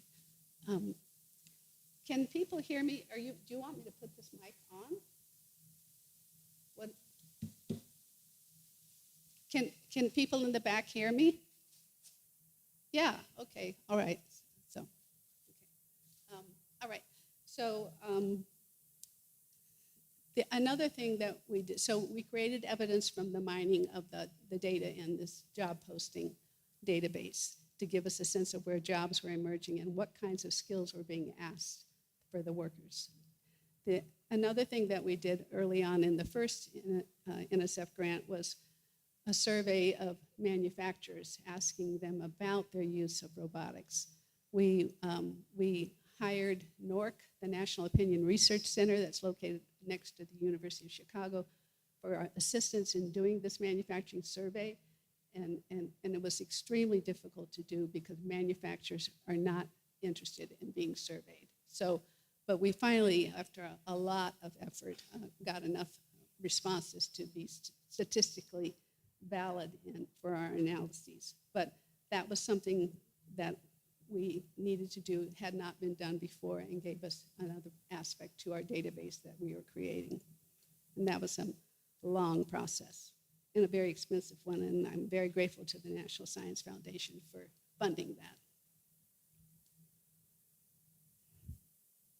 So I want to go over a few key findings here.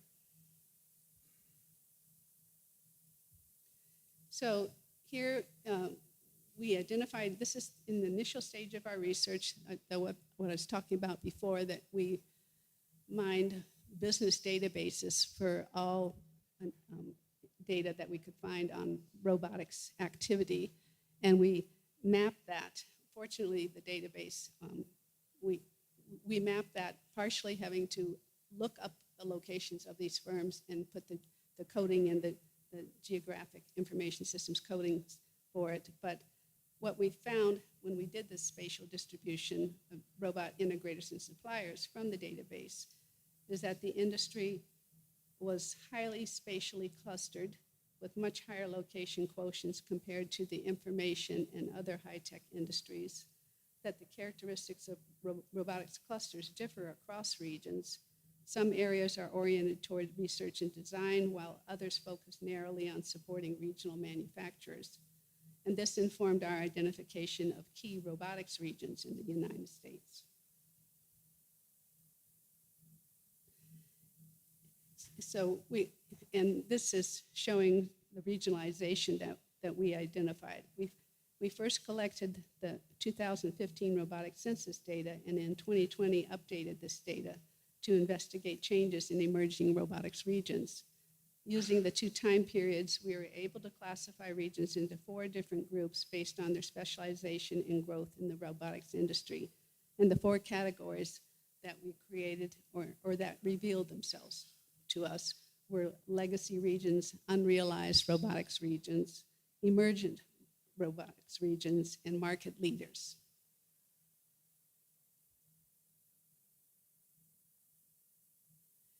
And this is, I won't go into all the details of the slide, but there were characteristics that distinguish the regions from themselves. For example, emergent regions were less reliant on the robotics industry, but showed significant growth recently. They had low location quotients and high growth rates. And they typically had higher population densities, faster economic growth rates, and diversified industrial structures. These regions in particular exhibited strong IT and business service sectors and possessed high human capital and innovation capacity.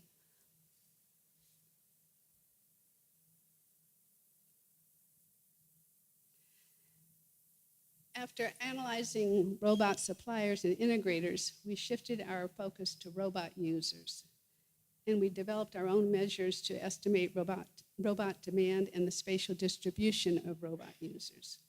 We used job posting data, which from a very large database called, it was called at the time, named at the time, a private database, Burning Glass, and is now called Lightcast, I think is what it calls itself. But the database is one that spiders the web, that's the title, the way they phrase it, 24/7, 365, continually collecting information on all jobs being advertised on the web.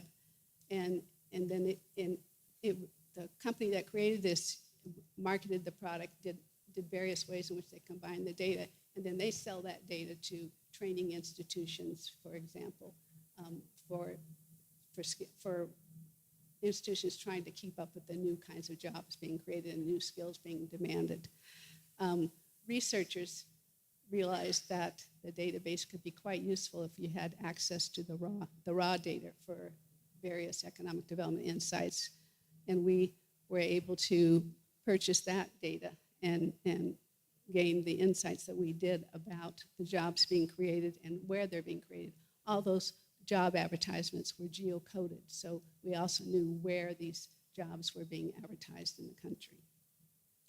So using the data, we first identified skills frequently required alongside robotic skills, and then applying text mining techniques, we identified skills that commonly co-occur with robotic skills.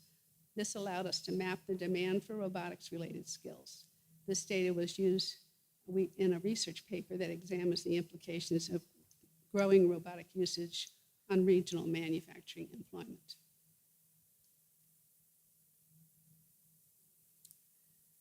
So here is a follow-up on the geography of robotic-related skills.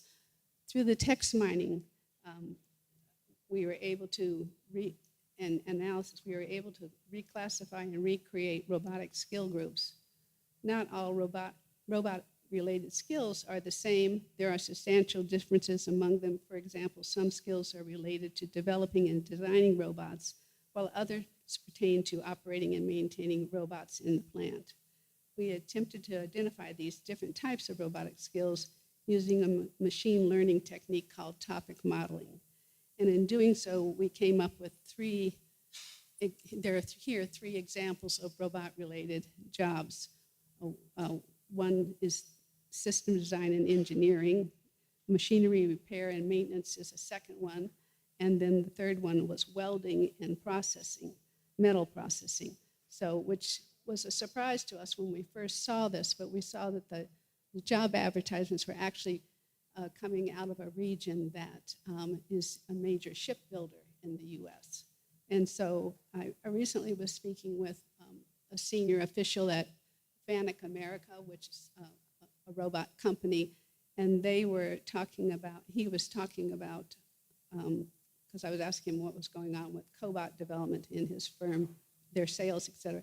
He said there'd been a very big uptake in demand for cobots that can do welding. So the collaborative robot is working alongside the human and even being trained by the human to do precise welding and working well with that.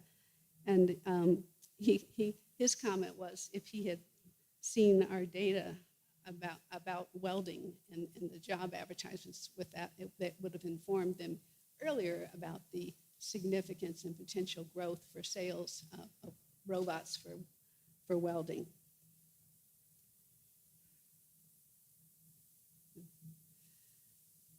So the next slide is focused on the impacts of robotics on regional employment and wages.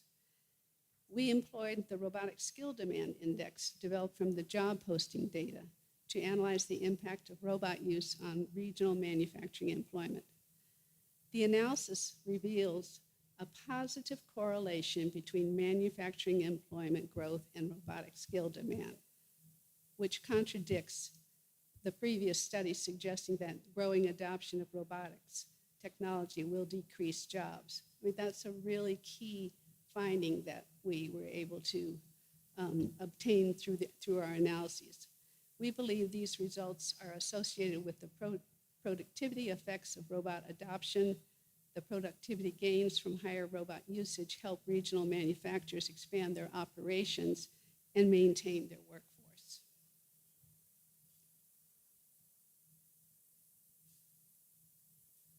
We also analyzed the impact of robotic skills on wage changes. Using the 3 robotic skill categories identified from topic modeling, we analyzed how these skill groups are associated with personal wage premiums and regional wage premiums. In this table, we present results showing regional wage premiums for robotics-related skill groups.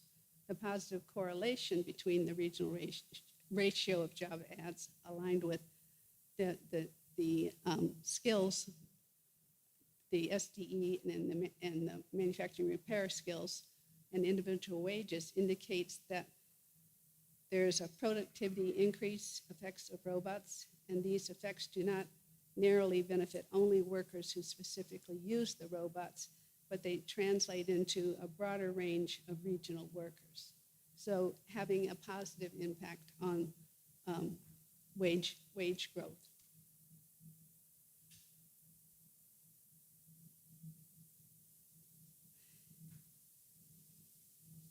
In the latter stage of our research, we focus on the factors. Oops, let me advance this one more. Is that right? No, sorry. Go back one. Okay. In the latter stage of our research, we focused on the factors that influence individual firms' decisions to adopt robots. Our particular research interest lies in the regional industrial ecology and human capital that facilitates robot adoption decisions.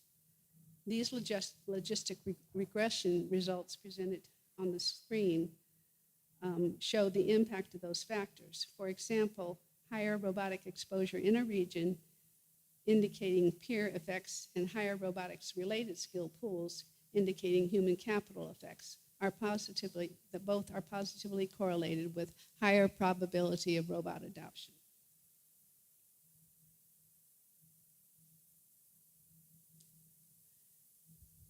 So in the next slide, we're focused on trying to tease out the causal relationships in robot adoption decisions. To examine barriers to robot adoption, particularly collaborative robot adoption among small and medium-sized manufacturers, we conducted a focus group survey. Our survey panel consisted of executive-level staff from small and medium-sized manufacturers in 3 U.S. states, North Carolina, Georgia, and Washington State. We used the Delphi survey methodology, which attempts to develop consensus through iterative methods. We identified the relative influence of barriers to robot adoption among SMMs. The barriers include difficulty incorporating robots into existing processes, lack of qualified employees, difficulty finding systems integrators, and long payback periods.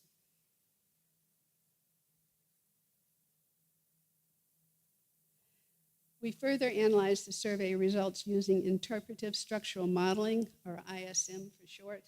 This interactive methodology organizes complex relationships into a simple structure that is easy to understand and communicate. Our analysis shows that 2 regional factors act as underlying determinants of the overall barrier structure to collaborative robot adoption. And they're at the bottom of the screen here. Difficulty finding system integrators and reliable technical assistance, and insufficient benchmarking or peer learning opportunities. So those 2 factors you can create policies to overcome them, that this can inform policy development for regions or localities that want to encourage robot adoption. So in conclusion, this presentation has been an overview of a multi-year study of the impacts of robotics diffusion on local and regional economies. The market for industrial robots is growing rapidly due to technological developments that make robots cheaper, more versatile, and more adaptable. Robots are penetrating small and medium-sized establishments in more sectors, but in the US, this change has been relatively slow compared to global trends, and the use of robots is still heavily concentrated in manufacturing and related industries. And I'm getting the sense that that's different in Korea as well. There are also substantial disparities in robot adoption across manufacturing establishments of different sizes. The 2 most evident barriers to robot adoption are applicability and cost. However, there are underlying complex interrelationships between the various barriers. And our studies reveal that regional advantage, robust supply chains, environments that promote peer learning and availability of skilled labor, that these play a key role in overcoming barriers to robot adoption. And of course, more research is needed, and more robotic data. As more robotic data becomes available, we'll have greater opportunities to understand greater the process of robot diffusion. And then to continue, the factors driving the growth of robotics use are technological advancements, no surprise there, right? But taken in the form of development in sensor and actuator technologies, integration of artificial intelligence and machine vision, and more user-friendly interfaces. So workers on the floor can now program these collaborative robots to change tasks. Now, the other factor driving it is, and I think most industrialized countries share this problem, aging manufacturing workforce, this is labor shortages, the growth of e-commerce, international competition, and COVID-19 pandemic impacts. The COVID-19 had substantial impacts on industry in the US, where workers could not work side by side next to each other on production lines because of the spread of COVID. The robotics could be used in that factor. They could also be used to allow firms to operate on more shifts per day to try and make up for lost revenue or to try and be more competitive. So that's another aspect of them. So I'll leave it with that. But I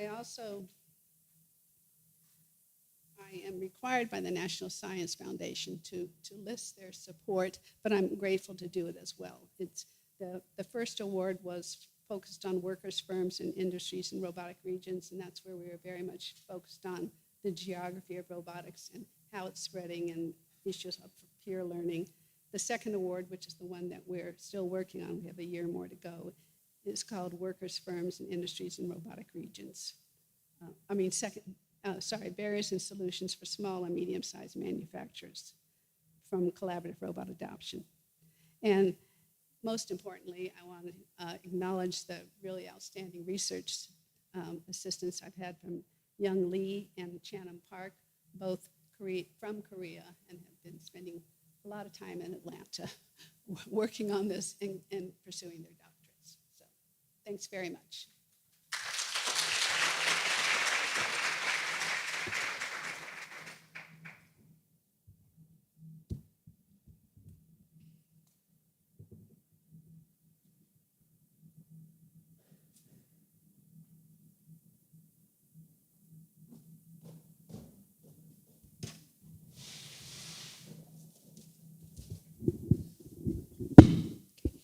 Thank you for your great presentation. I believe that all the conference participants got a lot of insights from your presentations. This concludes our keynote speech session. And then before finishing, I have a small announcement. On page 19, in the program book, many people ask us what invitation only means for the conference reception. Everyone who registered for the conference, you are invited. So please don't leave and then come for the reception. So thank you so much for coming here and enjoy the rest of the conference. Thank you.